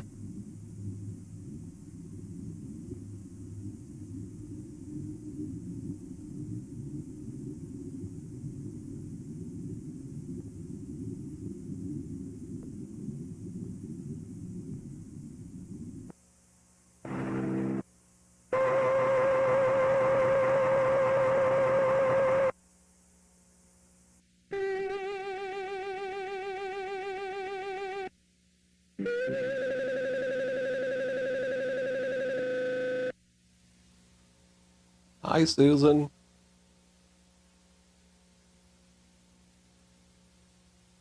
You're beautiful.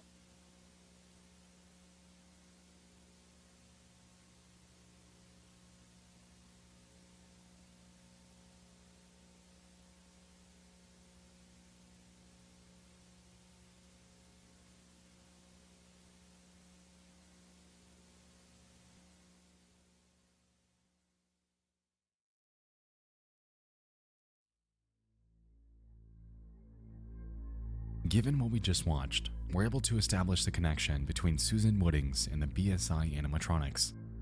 She built them and noticed irregularities in Bond. It seems that, as a result, soon after this was recorded, she set out to repair him, however was mangled and paralyzed in the process. I am still alive, but I can't move, and I'm having trouble breathing, and my stomach feels weird. This drives home the point that Susan Woodings was placed inside a Banny, but that leaves us wondering if it were due to Bond always having irregularities, or if someone tampered with them. Considering that this was filmed on the 30th Her of stomach June, feels 19 weird. entire days after Jack Walton The went bunny missing, is starving. that notion wouldn't exactly be out of the realm of possibilities. What? Sophie continues. She makes her way around the farm, expressing confusion and concern about what she just witnessed. Soon after, though, she makes her way to the mailbox, encountering a strange sequence of messages from a Linda Crankin, whose name was oddly scratched out and replaced with Thompson. Unfortunately, most of the narrative on these pages are redacted. However, we can piece together bits of the story through the ones that aren't. October 30th, 1964. Felix has been acting weird lately. He's been drinking more than usual. I'm very worried about him. I don't know what to do. He came 23rd, something at 4 a.m. came home? I know I haven't talked here as much as I used to. This month has been so crazy. I moved in with Felix last week. He was very happy about it. Yesterday, Jack and Rose had their third child, a little girl. Her name is Molly. Molly Yay! Walton. Jack and Felix have been pitching up the restaurant idea with a company that's interested in the project. The name Cyberfun Tech. December 26th, 1970. Christmas was nice. They built a doll, a gray rabbit, for Ed and Molly. Molly named it Rocket. Felix drank a lot yesterday. This has been a problem for a while. He's a good person, but he doesn't want to address this. It's getting worse and worse, but he doesn't notice. He feels bad about it, but doesn't try to change. That's usually how it works. January 3rd, 1973. It's getting worse. He's so submerged with their project that he doesn't realize how much damage he's doing to himself, how much damage he's doing to me. He keeps going places only to drink. Sometimes he even stays at the warehouse for the sole purpose of drinking. He doesn't listen. He never listens. I don't know what to do. Get him help? Forcefully, an intervention? 1974. Dear Felix, by the time you're reading this, I shouldn't be home. I know you're confused. I'm confused too. What you said to me last week hurt me a lot, but it opened my eyes. Hopefully, this opens your eyes too. Our relationship isn't healthy. It never was. I'm leaving Brighton this morning. You're in the warehouse with Jack and the others as I'm writing this. By the time you're reading this, I'll already be in Hurricane. I know you were busy today doing Jack a favor. Something related to a school party. May 2nd, that was... Please go there when you have the time. That's the day As for I'm me, guessing the twins I'll died. try to build my own life while I Because that's still the can. death date And on you that should do plaque. too. I love you. Goodbye. So she left him on the day that I think the twins are dead? Here, we gain our first bit of insight into the backstory of Felix Crankin, someone we've had our suspicions about from the very beginning. As it turns out, he struggled with alcoholism, ultimately leading to the separation between him and his now ex-wife, Linda Thompson. On top of drinking, allegedly Felix was overworking himself, causing damage to not only himself, but to those around him. It seemed that, as an act of goodwill, he built a rabbit doll named Rocket for Jack's youngest two kids, Ed and Molly. Keep these names in mind as they'll be important shortly. Moving onward, Sophie eventually makes her way to Buzu the Ringleader's minigame, called Lily's Birthday. The premise of this one involves winning matching minigames against Buzu to test the entertainment for the upcoming party. Sophie obliges. However, things don't quite go as planned.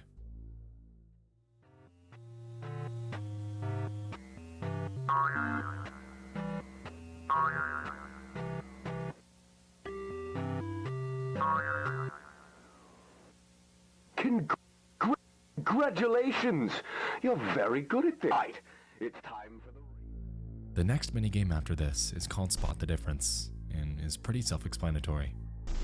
After a few rounds though, the game glitches, displaying the... Actually, I'll just let you experience it on your own.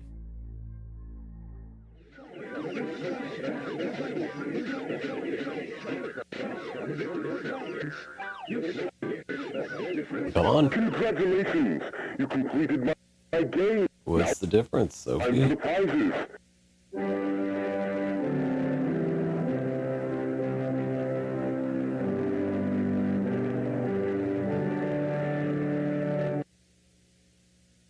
Missing 0714, missing 0714, missing 0714, missing 0714, missing 07.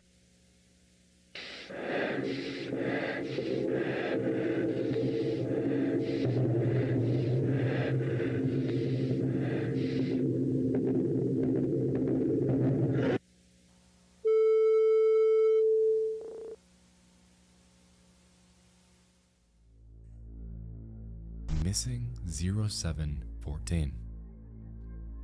It seems to me that the face in that game isn't actually Jack Walton like I initially assumed, since for him, he went missing on the 11th of June, not the 14th of July.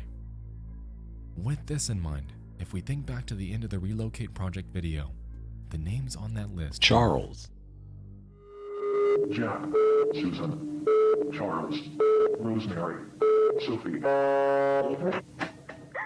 So we know that this isn't Jack or Sophie, and we also know that Susan and Rosemary's corpses are stuffed inside other animatronics. The only name remaining is Charles, leaving me to wonder how they're related to PSI or anyone in this entire saga at all. Anyway, back to the farm. Sophie continues. Ominously quiet and littered with missing posters, she explores a bit while expressing concern that she just might know the people within the posters the game's been showing her.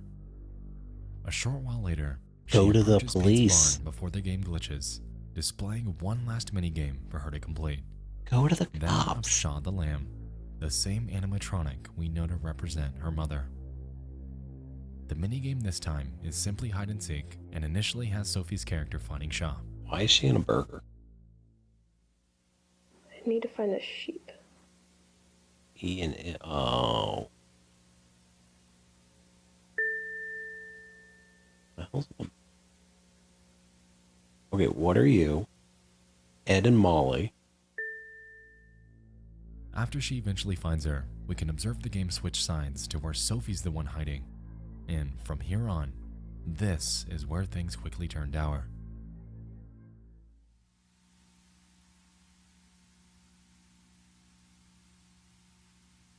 Rabbit.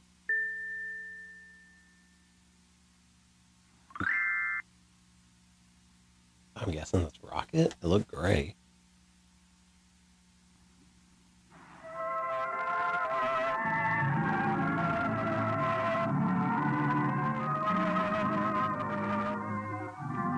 Hi, Shaw.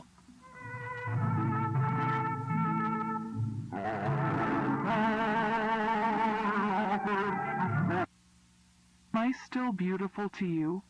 Sophie.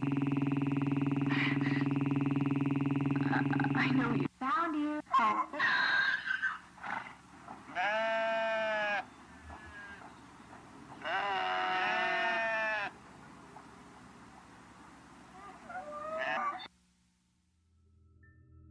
As we could see, when Shaw approached us, the screen cut to what I'm assuming to be the night that Rosemary went missing, with the text reading, "I know where he is, Rosie. Follow me." Now, initially I'd assumed that this were someone else, like the voice of Vaughn, since they're referring to her as Rosie. However, thinking back on that scene from the Relocate Project tape, Sophie, where am I? perhaps this text could represent the voice of Sophie. After this, we're greeted by another countdown. Why would she call her mom by her name? We observed the following.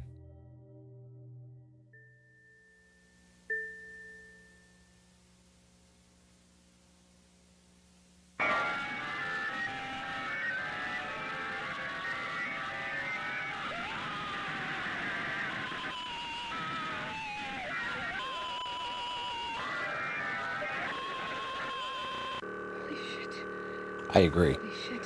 I agree again.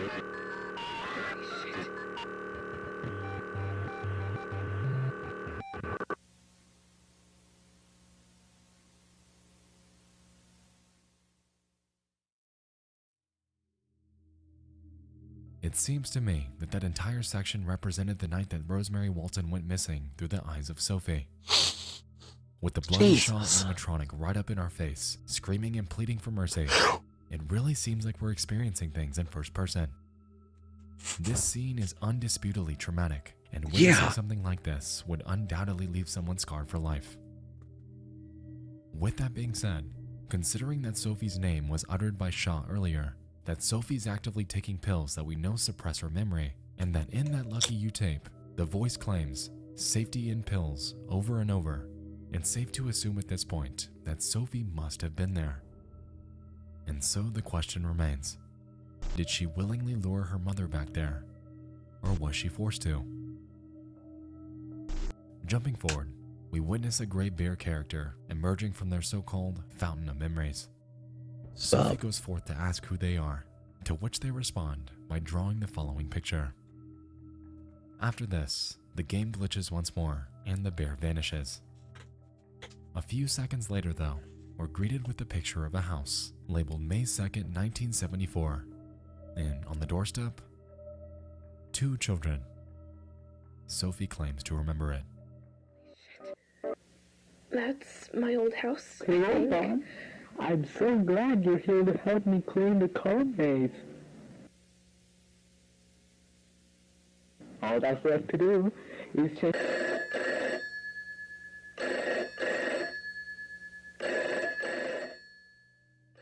That phone call is from Jack Walton to Felix Kranken.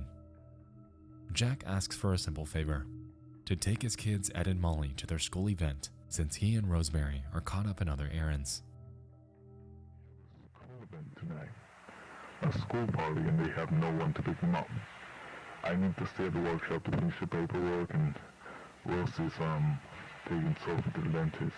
We were wondering if you could pick him up for the event and take him home later. Tonight? Yeah, if it's possible, of course. No, my wife just left me, man. Pick him up at 5 to take him there and bring them back home at 9. Reluctant, Felix agrees before the call ends. And so, the game leaves us back in the farm area once more. After poking around a bit, Sophie eventually encounters the 2 red children, and upon interacting with them, we gain a bit more context about the night of that favor.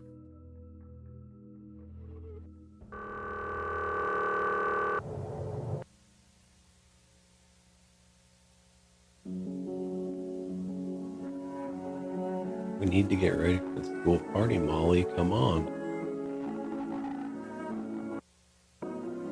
I'll be ready in a minute. I'm looking for Rocket. That old doll, forget about it. We need to get ready. Uncle Felix will be here any minute. That's Ed and Molly. That's Ed and Molly. Found it. We can go now.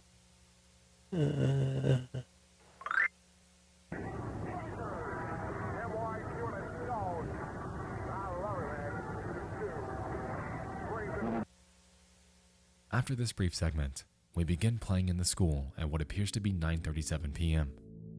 Rocket approaches us and says to follow.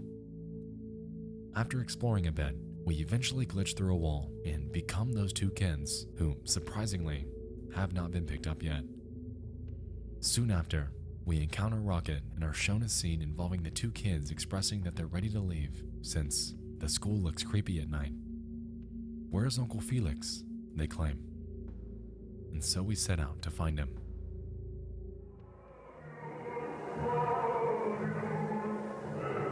Drinking zone? What? These kids are like middle school at the earliest, but it's like late elementary. Why would they have an area where... Why would they have a bar? In a school? Shortly after, the scene cuts to 9:53 p.m. and involves Felix and the two kids in the car. They inquire on getting home safely before pressing Felix about drinking before this trip. The speed of the car picks up, with Felix becoming more and more erratic. The children forgive him for his behavior. However, ominously, the text on screen states that it's all your fault before the following takes place. Thanks, Molly.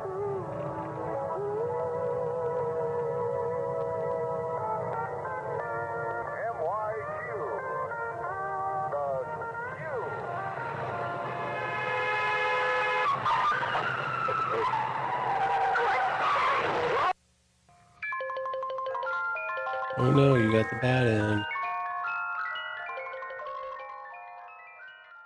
You crashed the car, you killed them.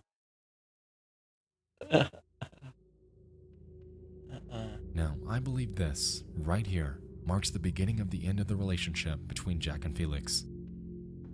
Jack's children were killed, and it was due to Felix's own irresponsibility in getting them home safely.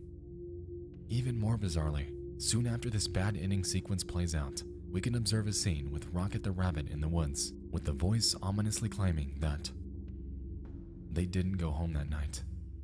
He buried them here. He was too scared, but they found a way out eventually.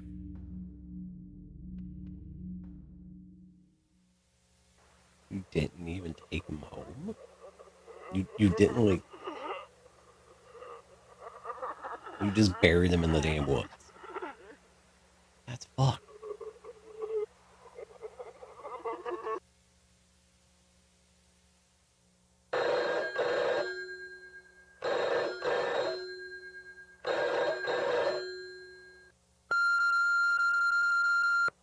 You have 25 new messages. Holy shit. Felix, pick up the phone. Now, I need you to pick up the phone. It's been 3 hours since I told you to get Ed and Molly home. It's midnight. What happened to my children? If anything happened, Felix, you must tell me. You haven't told me in 3 hours. I need to know what's going on. I'm trying to call you all night. What the hell is wrong with you? I've been trying to contact you all night. I've been calling everyone for you. Just what the hell is wrong with you? 3 hours, you didn't call. I asked you to do one simple favor for me. I need to know, where are they? Where did you...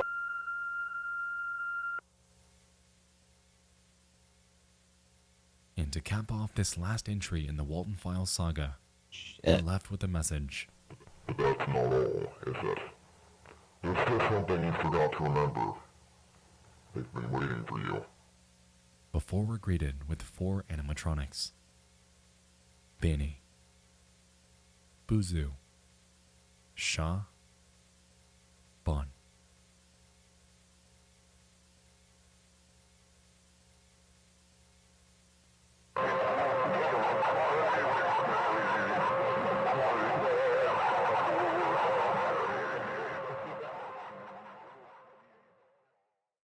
Those are kid faces.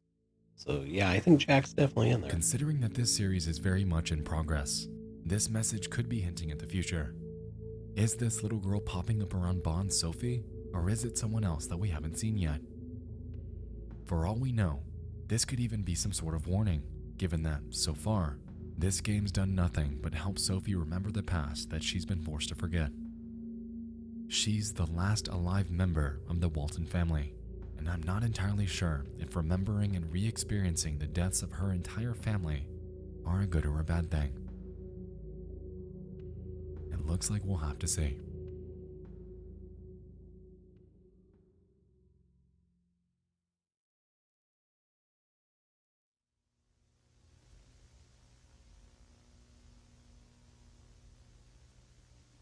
Guilty.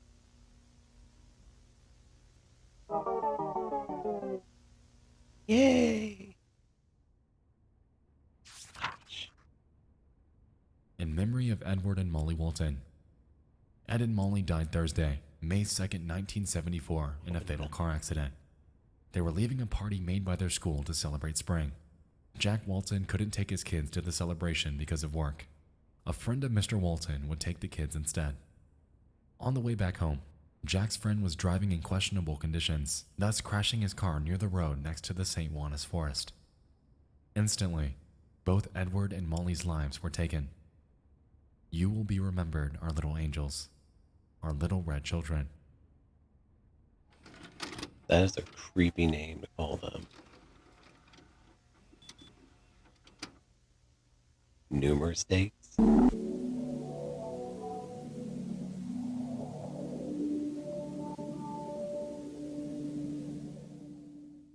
Now, you might be wondering where this hidden tape came from, and conveniently, the answer's simple. It was left in the Walton Files playlist on the Martin Walls channel, implying that it's canon. The premise of this one appears to be an audio archive of former events surrounding Felix Kranken, with the first segment taking place on April 15th of 1967. In this one, we can hear Felix briefly and enthusiastically discussing Bunny Smiles and how he has a positive outlook for the company. Following this, we get one more from 1972, explaining how his company made a deal with Cyberfun Tech to continue on with the Bonsburgers project. And after this one, we can observe one last audio log from May 2nd of 1974, the same day that Ed and Molly died in that fatal car accident. Within this one, Felix expresses his guilt, contemplating on what to do.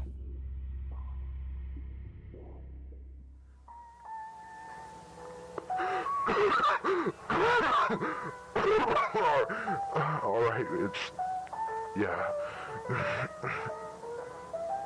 Messed up. Messed up? That's an understatement.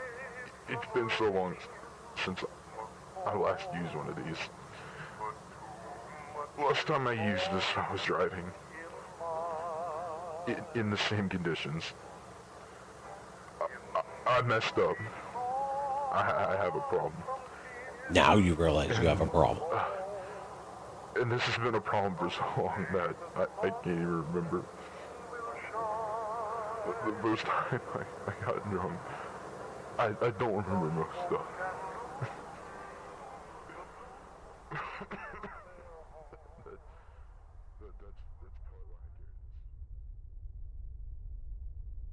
And that, my friends, encompasses the entirety of the Walton Files.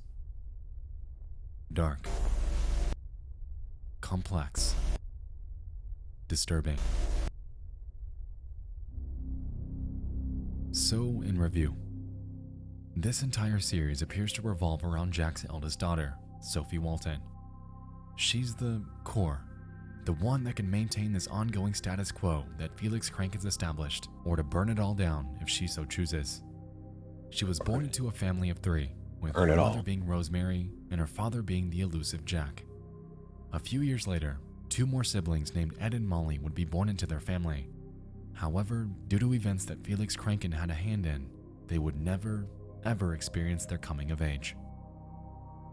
Felix was a family friend, someone that the Walton family could trust with everything, yet ironically, is also the main antagonist and the one that ended up killing all of them. On May 2nd of 1972, after being asked to do a simple favor by Jack Walton, Felix had become heavily intoxicated at that school party. As we Again, know by why now, was there a due to bar this intoxication, at what it was the three basically an became elementary involved in a school car party? accident that ended up killing Ed and What the Molly. fuck?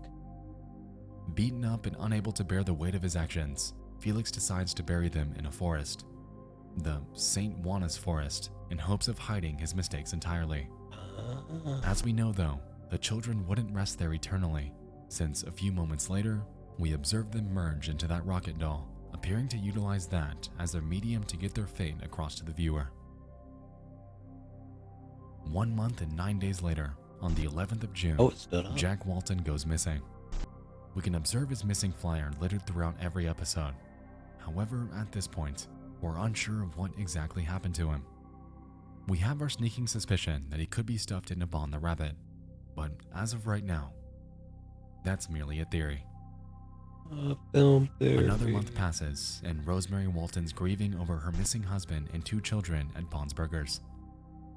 She was likely desperate, weak, and open to anything, any lead she could get on where her family might be. She hears a voice coming from backstage, mentioning that, "I know where he is, Rosie."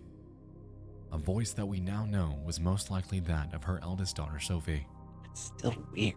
She heads back there, hoping to gather any sort You of wouldn't answer just be to like, ease "I her know where he mind, is, Mom." yet is greeted with the Instead, face you're of death. calling her She Rosie. becomes dismembered as some unknown figure observes from the sidelines. It appeared, at least to this silhouette, that Bond's actions were going as planned, as programmed, and everything was falling perfectly into place.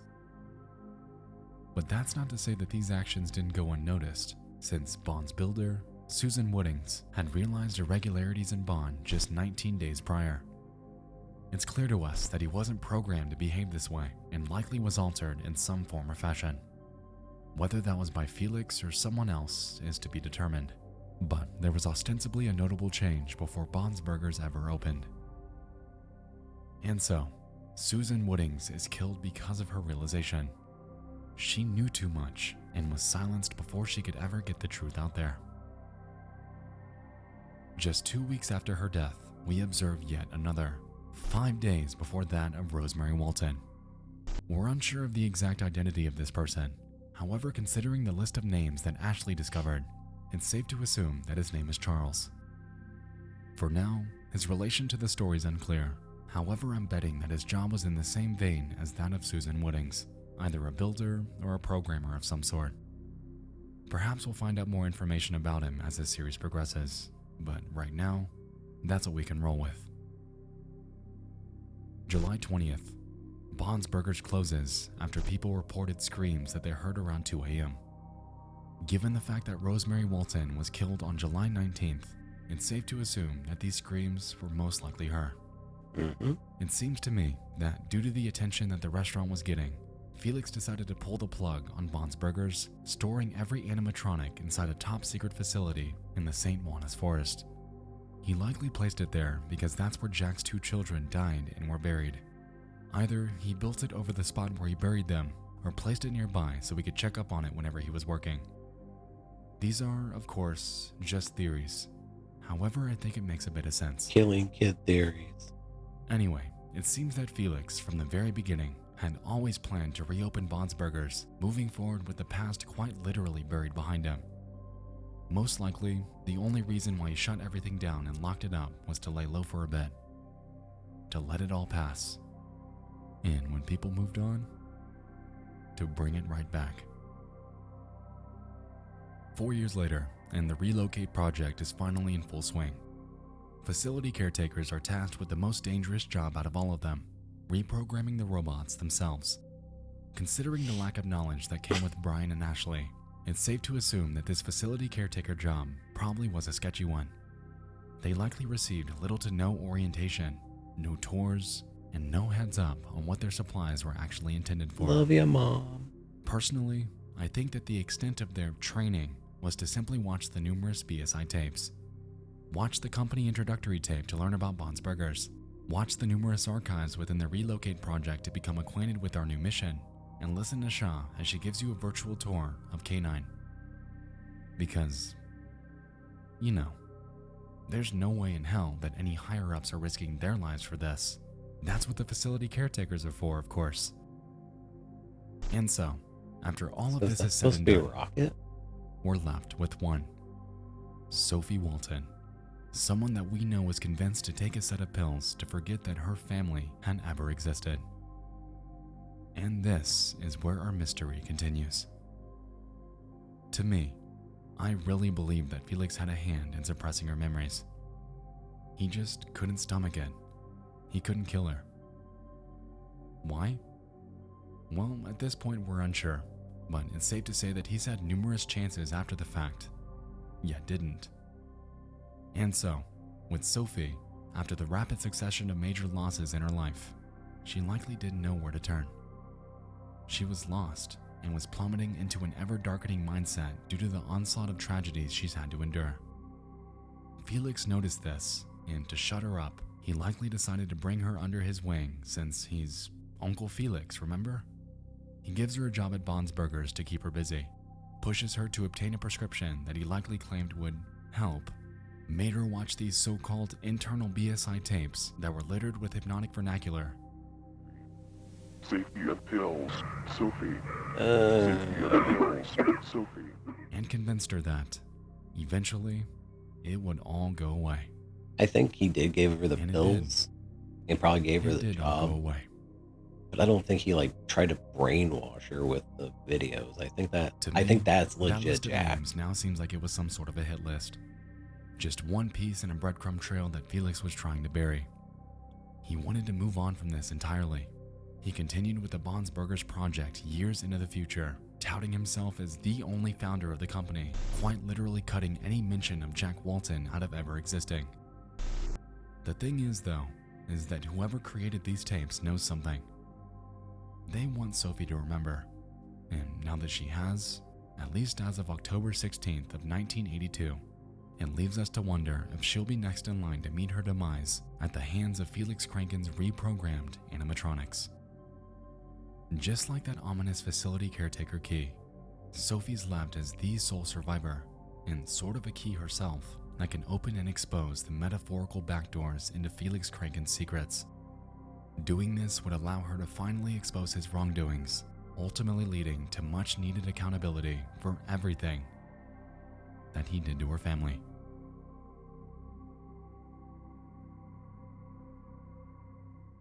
That is, of course, unless he gets to her first.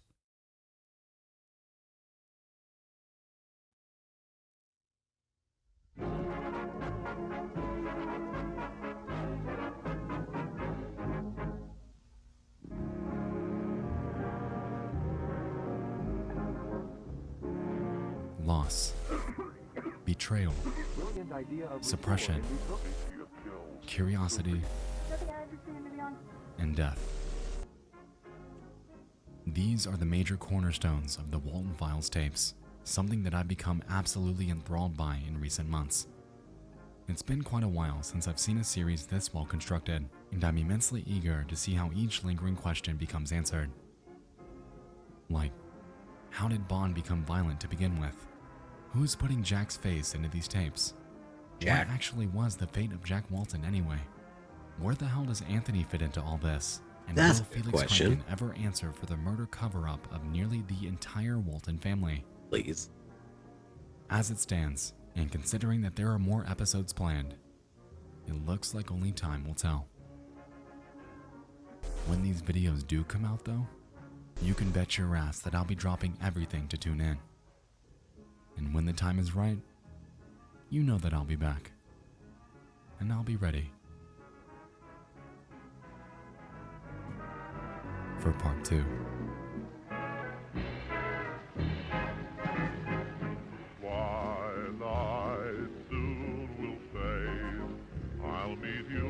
Oh, man. While a heart swinging to violin singing till dawn. So, Felix kills the kids. Hold me tight at the masquerade. If the music Buries is still, them. then my heart will waltz here right My theory is that Jack got word, or got smell of it. Actually got face to face with him and Brett on it. So to deal with that, he offs Jack. I don't know if I would say he's in the suit or in the animatronic, but did something. But I think Bond is definitely representing Jack. but my love for you, dear, lives on.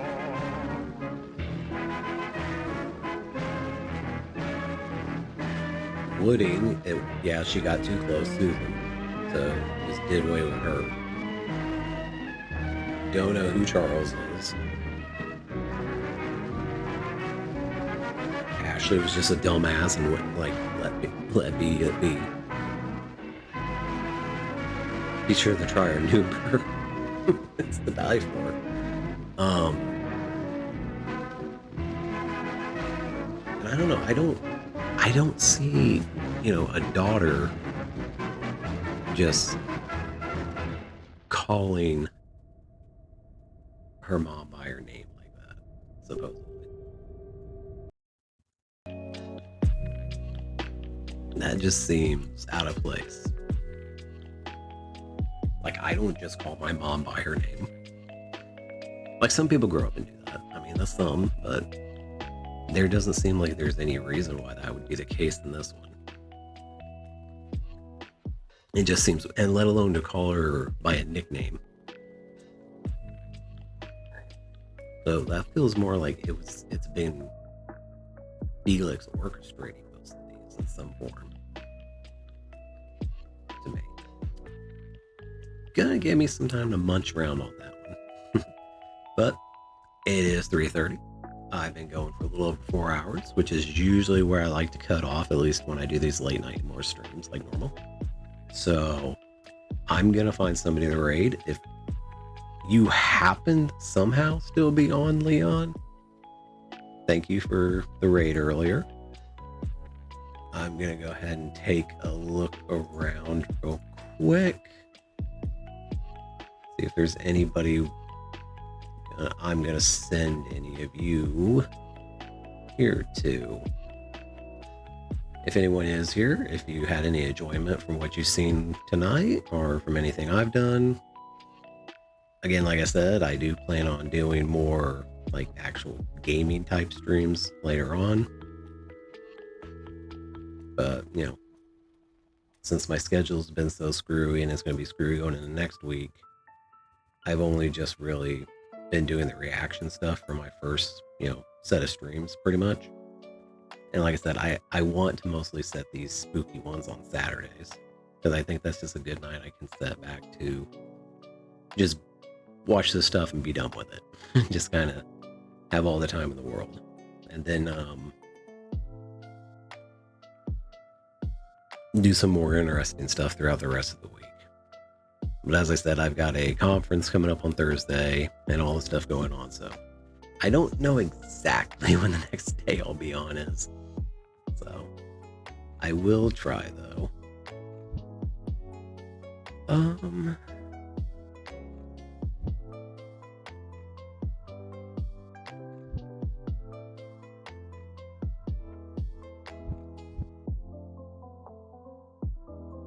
Let's see. What's this one here?